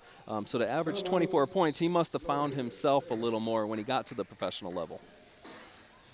And we've got another timeout on the floor. And while we have a pause in the action, we want to make sure that everyone knows that this game and a whole lot more is available for viewing anytime you want on the Montgomery College YouTube channel. Just visit youtube.com/Montgomery College, and there you'll find a link to this game, plus past soccer, volleyball, baseball, and other basketball games. And you'll also find links to hundreds of other MCTV programs. Once again, that's youtube.com/Montgomery College. And that's a great shot there. Some of our fans enjoying themselves during the break. Love to see the fans come out. This is good basketball. It's a nice time to bring out your kids. I've had my daughter, who's 3, and my son, who's 1, come out to the last 2 games just as fans, so I was getting a little bit of studying in, if you would. They love it. My son wants to run out and get the ball. I can't let him do that yet. Maybe in a few years, but it's really a nice family environment out here to bring the kids out. And you can't beat the price. It's free. There's David Barnes to Witz, and he's hacked. He tried to go for the dunk again. You got to give Lord Fairfax credit. I mean, they want to be out here getting on the highlight reel. The MC guys, everybody's dunking. They want to have their own and one mixtape going on out here. But Lord Fairfax says, you know what? We're a team too, and we're not going to take it. We're not going to lay down, and they're not going to lay down. Look at their coach isn't going to let them do that. So hey, there might be 8:43 left in the game. You're down 93-35, but Montgomery College is going to remember these guys. They're going to remember that they're a tough bunch. And we just got to look at the Lord Fairfax coach there, Warren Downing. As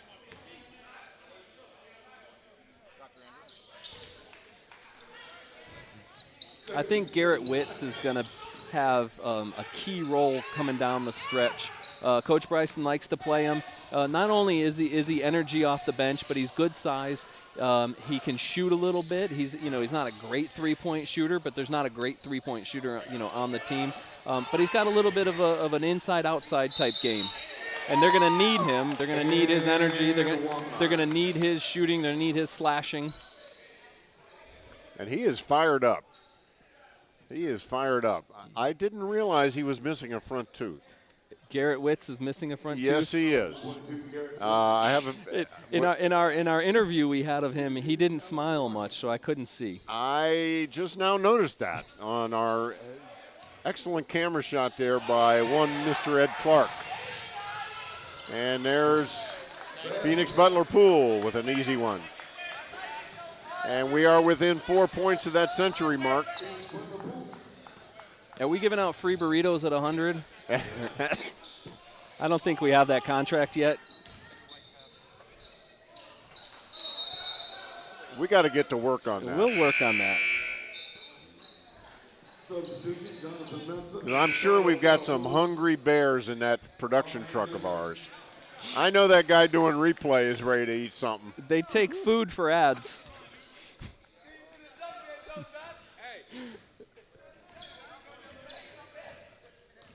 We won't mention Dan Rankin's name, but I know that big guy's hungry.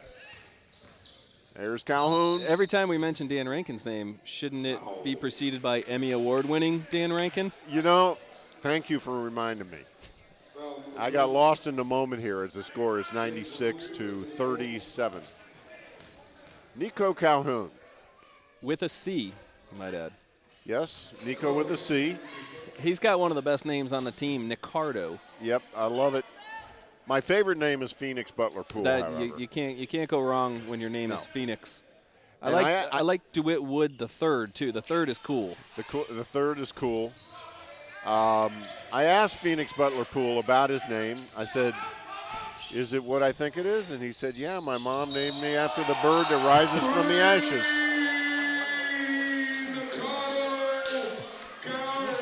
And Ricardo Calhoun just had a moonshot from the corner for three, which puts it at the 100-point mark. There it goes. The feed from Brandon Gatling. And there it is, the century mark. That's a great shot. And, of course, Garrett Witz is chasing him around because he wants to slap him 5 first, and that's what Garrett Witz does. Look at that. So the 100-point mark has been reached by Montgomery College with 7:40 to go in the second half, courtesy of a moonshot from Ricardo Calhoun. I have to say, Bryson knows his players. Nico likes to shoot. The ball is not, like you said, it's like a hot potato. The ball does not like to be in his hands for very long. Nico likes to shoot, and that's a direct quote from James Bryson when I talked to him. I can read it to you if you'd like. Yep, Nico Calhoun, marksman. All right, 103-37. Just over 7 minutes to go in the ball game. Coach. And there's Woods going for the. Coach Bryson is still pressing three-quarter court. It's probably because that's what they do. That's what they do. I mean, he's not trying to rub it in. At this point, it's beyond rubbing in. It's just they're working on the things they need to work on. There's Christian from the corner, no good. I'll say one thing, they've got the crowd fired up with all these points. And you're gonna have Mensa over the back. When you're 6 foot tall, you have to climb backs a lot, and he got caught that time. His fourth, his third. And that's 4 fouls on Mensa. Shooting 1-1, Ron Anderson. And James Bryson looks the same whether they're winning or losing. He's very implacable on the sidelines. And I think that rubs off on his players. He's got a lot of guys that are very mild-mannered, mellow. I mean, we were talking earlier about Timmy Christian between us. We were talking about Timmy Christian and Phoenix Butler Poole. They seem to be just very, very relaxed guys. From what I hear off air, I hear James Bryson isn't as calm as we would like to think he is. No, I've been to a practice or two, and that would be accurate. He has no problem communicating at practice. Right. Let's put it that way. But practice and a game in a public setting is a different thing. Everybody knows that. Absolutely. I mean, he's not going to be Raleigh Massimino or Steve Lapis, and if anybody wants to go back that far to Big East basketball, Raleigh Massimino could almost lay on the court, and Steve Lapis looked like somebody was biting his knee every other play. So the facial expressions and the antics were unbelievable. And then you got a guy like James Bryson sitting over there just with the look on his face, okay, taking it all in. A lot different from Lapis and Massimino. Oh my gosh, Massimino was to say that he emoted on the sideline would be an understatement. He cried. I mean, when you heard Raleigh Massimino, his voice by the end of the game would be shot. But they would interview him after the game, and he would have no voice, but he would still be in game mode during the interviews. It was great. I mean, again, as a UConn fan, I couldn't stand the guy, but then growing up and seeing it back in the day, the true Big East. And I don't know if we really want to talk about the Big East anymore because I'm starting to get a little sad. Yeah, it appears to be going bye-bye. It is. Oh, Woods blocked hard. That looked pretty clean by number 4 there, Darian Hardware. Take a look at it. Yeah, a little shoulder action. He got a little body. He was praying that no foul would be called, but his prayer was not answered. DeWitt Wood, from what I've seen today, is going to the basket hard.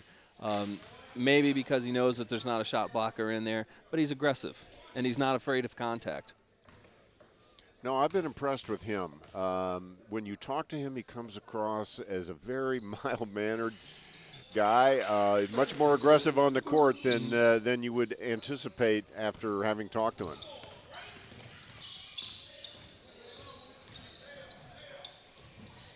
Basket, Alex Washington. Alex Washington is fast. Coach Downing was saying that he's really got a quick handle. He does. He's very quick. Very quick. I've been impressed. He's been able to get down the lane numerous times today. There's Woods, nothing but air on that one. Gatling saves him. Calhoun, Christian, wide open with that unorthodox shooting style. And out of anybody in the building, who just picked up the assist but Nico Calhoun? That might be a first. Nico Calhoun isn't a big assist man. He's averaging 0.3. 0.3. Well, he just upped his average. Oh, they're going to call that one on DeWitt Woods. He used his hand to kind of like a toreador to go around the bull there.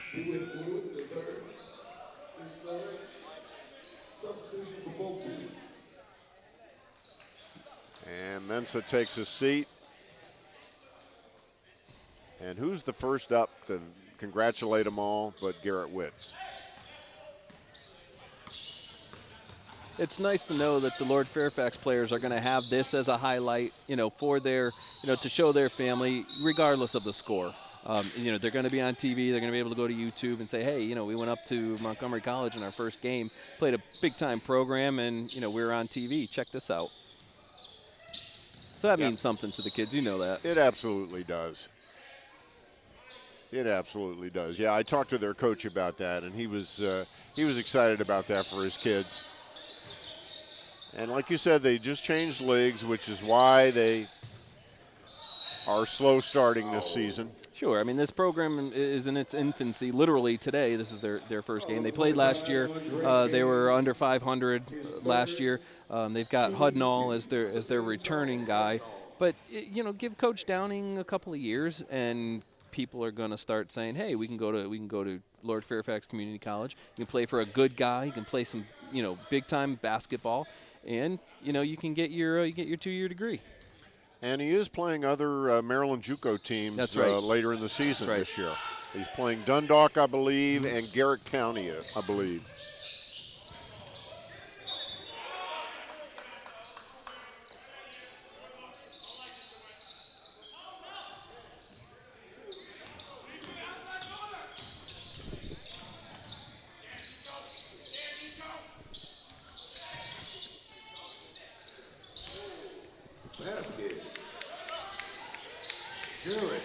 All right, here's Brandon Gatling. He's seen a lot of time today. Yeah, he has.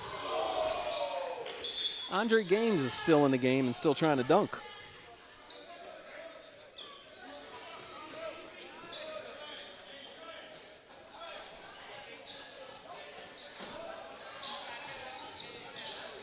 There's Wood.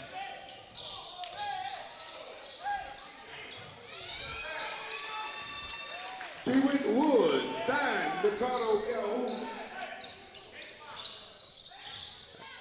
And there's a wild turnover.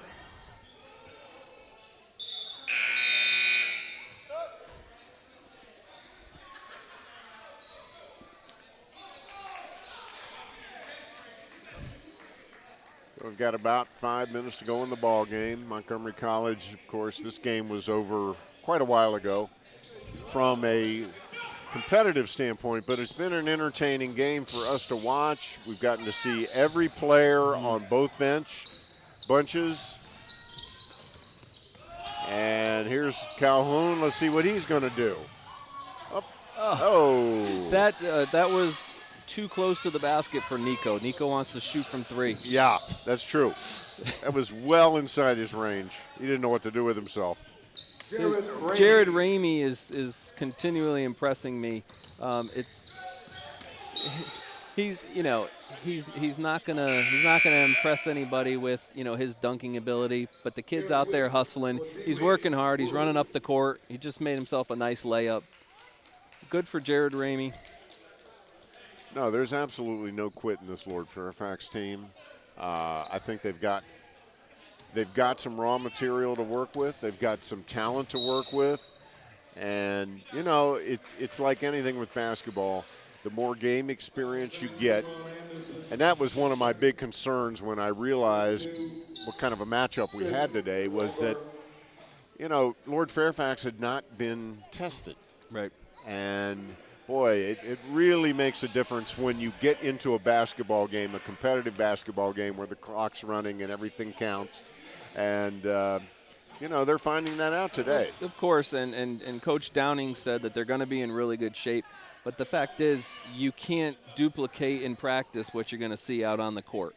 You're not going to play a full court press against guys that are 6'5" or 6'6". You're not going to have somebody like Alex Chike every day in practice breaking you down off the dribble.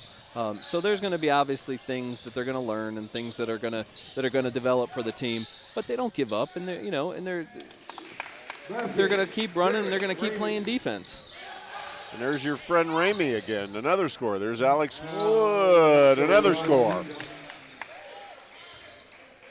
A little bit of a full court press coming here. It looks like it's a 1-2-2. So obviously, Coach Downing working on things. Oh, yeah. And he's gotten some things to work. And he told us he was going to press. He told us he was going to press from start to finish. But you don't have your true point guard. Well, I mean, Trent Walker's your backup point guard, but Alex Chike, is the #1 point guard on the team. There's no debate about that. But you need to see guys like Brandon Gatling and guys like Trent Walker breaking the press, because if Alex Chike goes down or if Alex Chike gets in foul trouble, they're going to be called on. Phoenix Butler Poole isn't going to be able to bring the ball up, every time down the court if Alex Chike goes down. No, he's not a true point guard, and he'd probably get eaten alive by some of the better point guards in the league if he tried that. But no, they need to work on their depth, and because it's going to become important when you get into tournaments, the postseason tournaments in particular. You're playing multiple days in a row, so fatigue enters in, potential injury enters in. Foul trouble can certainly enter in when you have a tired team. Things like that. So, yeah, you need to be able to go 9-10 deep on the bench. It looks like Trent Walker is probably the first point guard off the bench to spell Alex Chike. But another thing I've been wondering about with this team is where is their true shooting guard? You can't in basketball when we like to talk the X's and O's, we like to say 1 through 5. 1's your point guard, 2's your shooting guard, 3's your small forward, 4's your power forward, 5's your center. But there's not an identity like that with Montgomery College. They don't have a true 2 guard. They don't have that shooting guard. They got the true point guard. That's the truest position on the court right now. But they don't have a 5. They don't have the center. They got a lot of 3s that probably might need to be 4s, but they're playing a lot of 3, like Tim Christian. I guess you can call him your shooting guard, but he plays a lot of small forward. You would like to see Andre Gaines turn into a stronger power forward in the true sense. David Barnes could be a power forward type as well. He could. And certainly Mensah. And Mensah, unfortunately, Mensah's so undersized that when you get up against the big teams, he's going to be obviously undersized at 6 foot tall. Yeah, he's never going to be out athleticized or out efforted, but he's going to be undersized. Absolutely not. No, there's nobody's going to give better effort than Jonathan Mensah. And you can say that for about a lot of the guys on this Montgomery College team. I've been impressed with how hard they've played, despite the fact that they've had a huge lead from the early going. Well, they want minutes. Ooh, David Barnes with a dangerous move. Wow. He was saved there by DeWitt Woods III. Wow. Whoa. Yeah, DeWitt Wood with the save of the day there. Yeah, I think David Barnes wanted the highlight of the day. He literally tried to go over the top of the Cannons defender. He's an athletic guy, that's for sure. But that was high wire. That was high wire stuff. And another great shot by Paul Stanitz. Our ace student cameraman down there on the baseline. Yeah, Paul's working the good bucket today. Yeah, he's had some fun. And Walker wants another 3. Not gonna get it.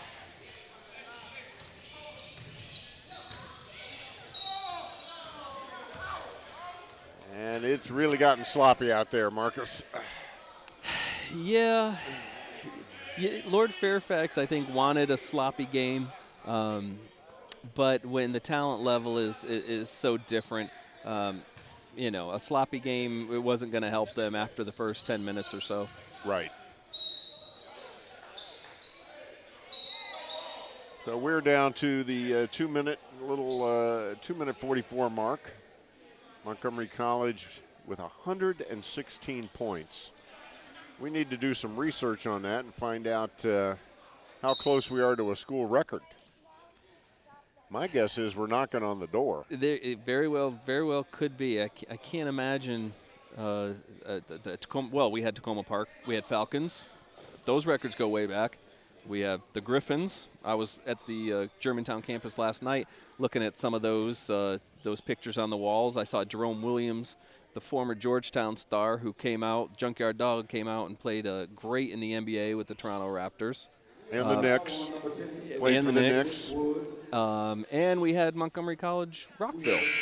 So there's a lot of records to go deciphering through, but 116 points in a junior college game, that's not easy to get to. 116 points in, right now, about 38 minutes. So, man, I can't do the math, but that's a lot of points per minute.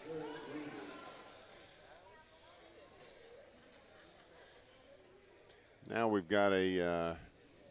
I think we had a little bit of some frustrations going both ways. Not just on the Cannons. It was a hard foul. There was some talking and some I wouldn't say pushing and shoving, but just not being nice to each other. Let's put it that way. And the referees wanted to take control. It's 116 to 53, so there are times when things can get out of hand. So they're right in taking some time out. Players can take offense at certain things that happen out there. And the officials are doing their job, that's for sure. But this is a tough game for an official to do. Of course it is, absolutely. You want to think that, oh, well, we're just going to let them play because it's 90 to 50 or whatever, but you can't do that. If you let them play, things get out of hand, and someone's going to get fouled hard. Someone's going to jump up and get in somebody's face. I mean, we've all been there before. You know, these are young kids. They're 18, 19 years old, and I don't care if it's 116 to 53 or 54. If somebody gets a hard foul, you're going to get up, and that's what, you know, and unfortunately, that's what the referees have to deal with. They've kept it under control, though. We got a double technical, it looks like.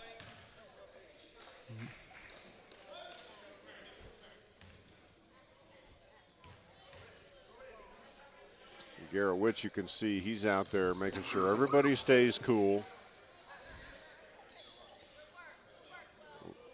Trying to keep things level-headed out there. Substitution number 34, Ronald Ferguson.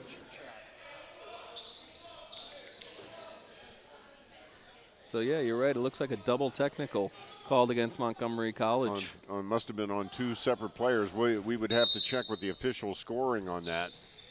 But two separate players shot techs for Lord Fairfax. And there's Ron Anderson with a putback. He's had a pretty good active game hitting the boards, Anderson has. There's Witz on the baseline. Ooh. There's Calhoun. It didn't stay in that hand very long, No, as it we've didn't. been joking about all game. Just over 2 minutes to go. Of course, both teams are in the double bonus as far as fouls go. You know who I didn't see today was David Brody. You are correct, For the sir. Raptors. He doesn't even look like he's on the bench. I don't see him on the bench. Because he's one of the physical guys, you know, and Bryson said that he's their quote-unquote enforcer type guy, you know, a guy who's going to bang down low. But I don't see him out there. We're gonna have to talk to Bryson about that. And we're getting close to that time where we're going to need to pick a player of the game, Marcus, so it's time to put your thinking cap on. You're going to put me on the spot? Why not? I mean, that's what you get the big bucks for, right? Okay. I hear the check's in the mail, right? And there's a turnover. Here comes wholesale substitutions in for Lord Fairfax. Trent Walker was doing his favorite Alex Chique impression, and he got called for a carry. And that means the referees are still playing as well, okay? All right, Marcus, it's that time. It's crunch time for you. Time's running out, and we need to pick a player of the game. And Okay. I know it's a toughie on a game like this. They've got 116 points. This isn't easy. But I think maybe a little bit of a carryover from last night in the Howard game and energy providing today. It might be a little bit of a surprise because we've had Andre Gaines with highlight reel dunks, getting big-time rebounds, and obviously Phoenix, Butler Poole, can't wait to see how many points he scored today. But he's filling up the box score. But somebody who might not always fill up the box score but does fill up a lot of energy is Garrett Witz. And I think that's going to be our player of the game. Yeah, I would agree with you. I think, it's obviously in a game like this where there have been so many points scored, but I don't know. He seemed to set a tone for the game. He really brought the energy. He is still bringing the energy, as you can see, with only a minute and a half to go in the game. He's one of the co-captains on the team. He's obviously one of the leaders. We saw him kind of take control of the situation there just a few minutes ago when they were having the tech situation going on. I would agree is a good choice in a tough game like this, and taking nothing away from Butler Poole and Gaines and Mensah, who had a spectacular game in a lot of ways. Mensah did have a good game. Chique, who contributes in so many different ways. The list is endless for this team today, but I think Garrett Witz is a good choice. And I think he's well liked by his team, and he doesn't have a C on his chest for captain for no reason. It's because the coaches realize that. The coaches realize he sets a good example. Here goes Nico Calhoun. And they just reached the 120 mark. Are we supposed to kid with Nico Calhoun about why he didn't dunk that ball?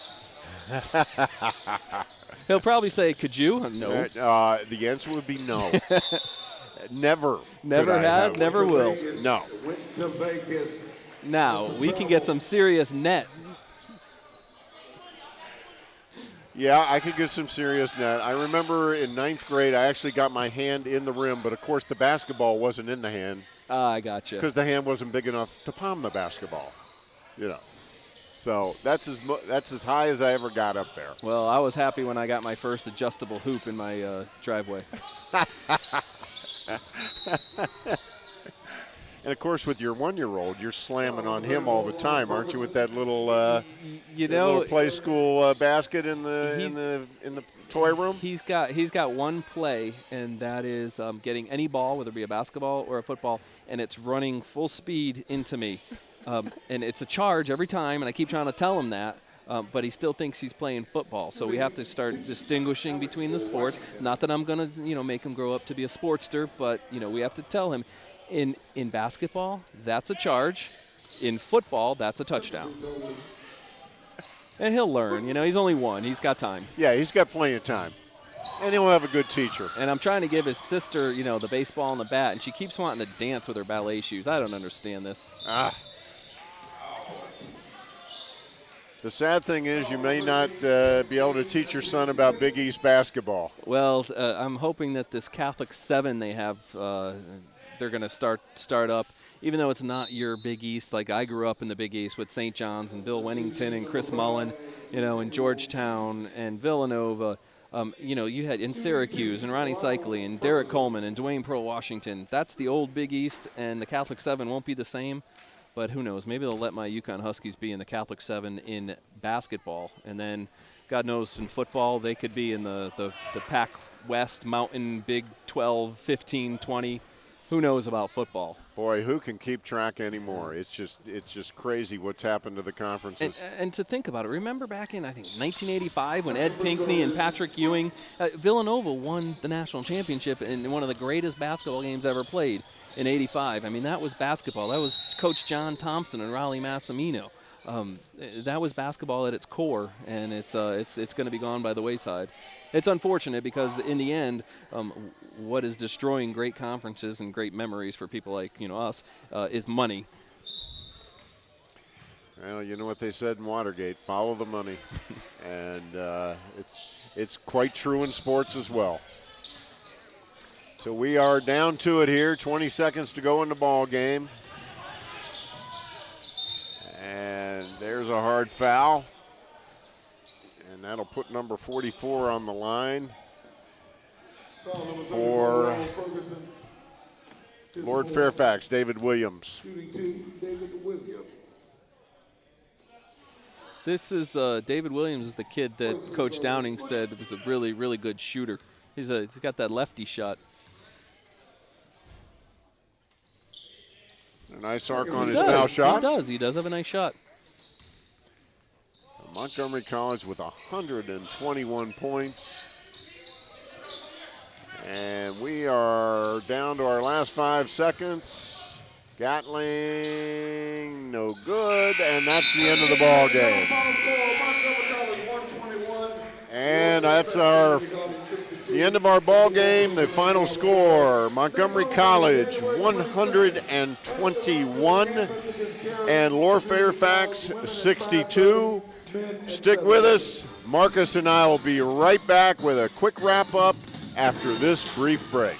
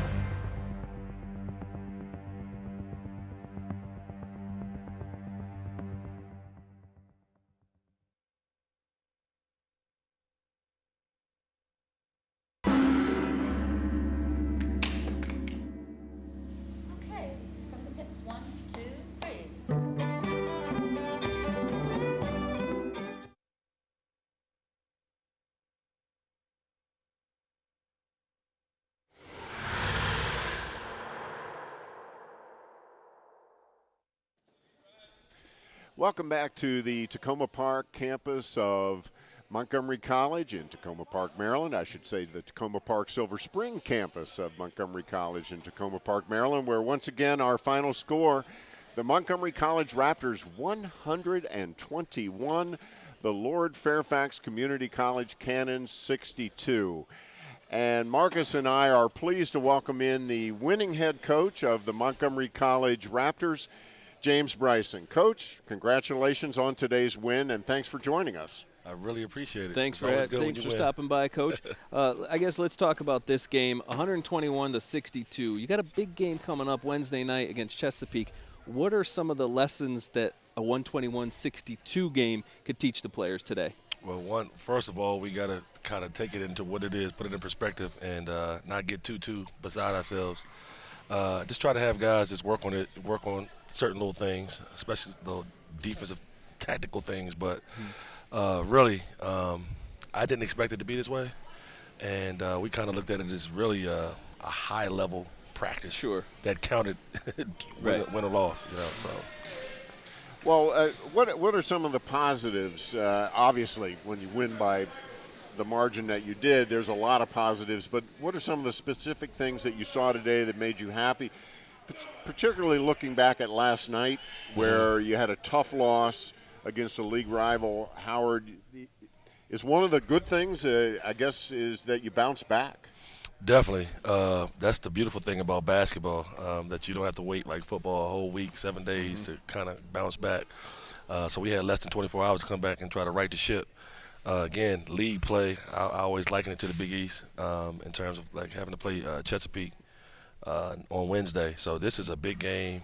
They have some big-time players, a couple guys that actually average over 20 points a game. And so it's a tall task. It's a road game, but I think we'll be ready. Let's talk about the guys that are averaging 20 points a game for Chesapeake.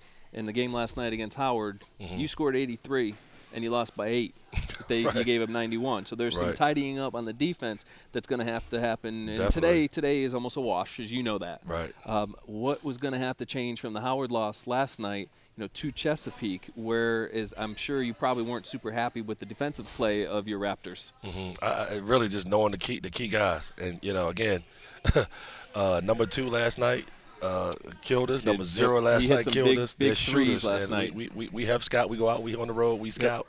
And the guys had some mental lapses. And you cannot do that against Chesapeake. Again, they're dangerous. They're at home. And again, Saleko and Jimmy Jenkins. If you go to sleep on those guys, they'll end up with 40, 50 points. Seriously.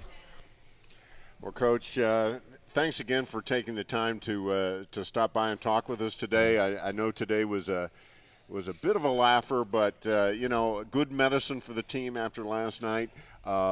Again, we thank you for taking the time away from your club to come in and talk with us. Congratulations again on today. But most of all, best of luck for the rest of the season, especially heading into the postseason. Right, and I hope you guys come hang out with us more. This is fun. Thank you.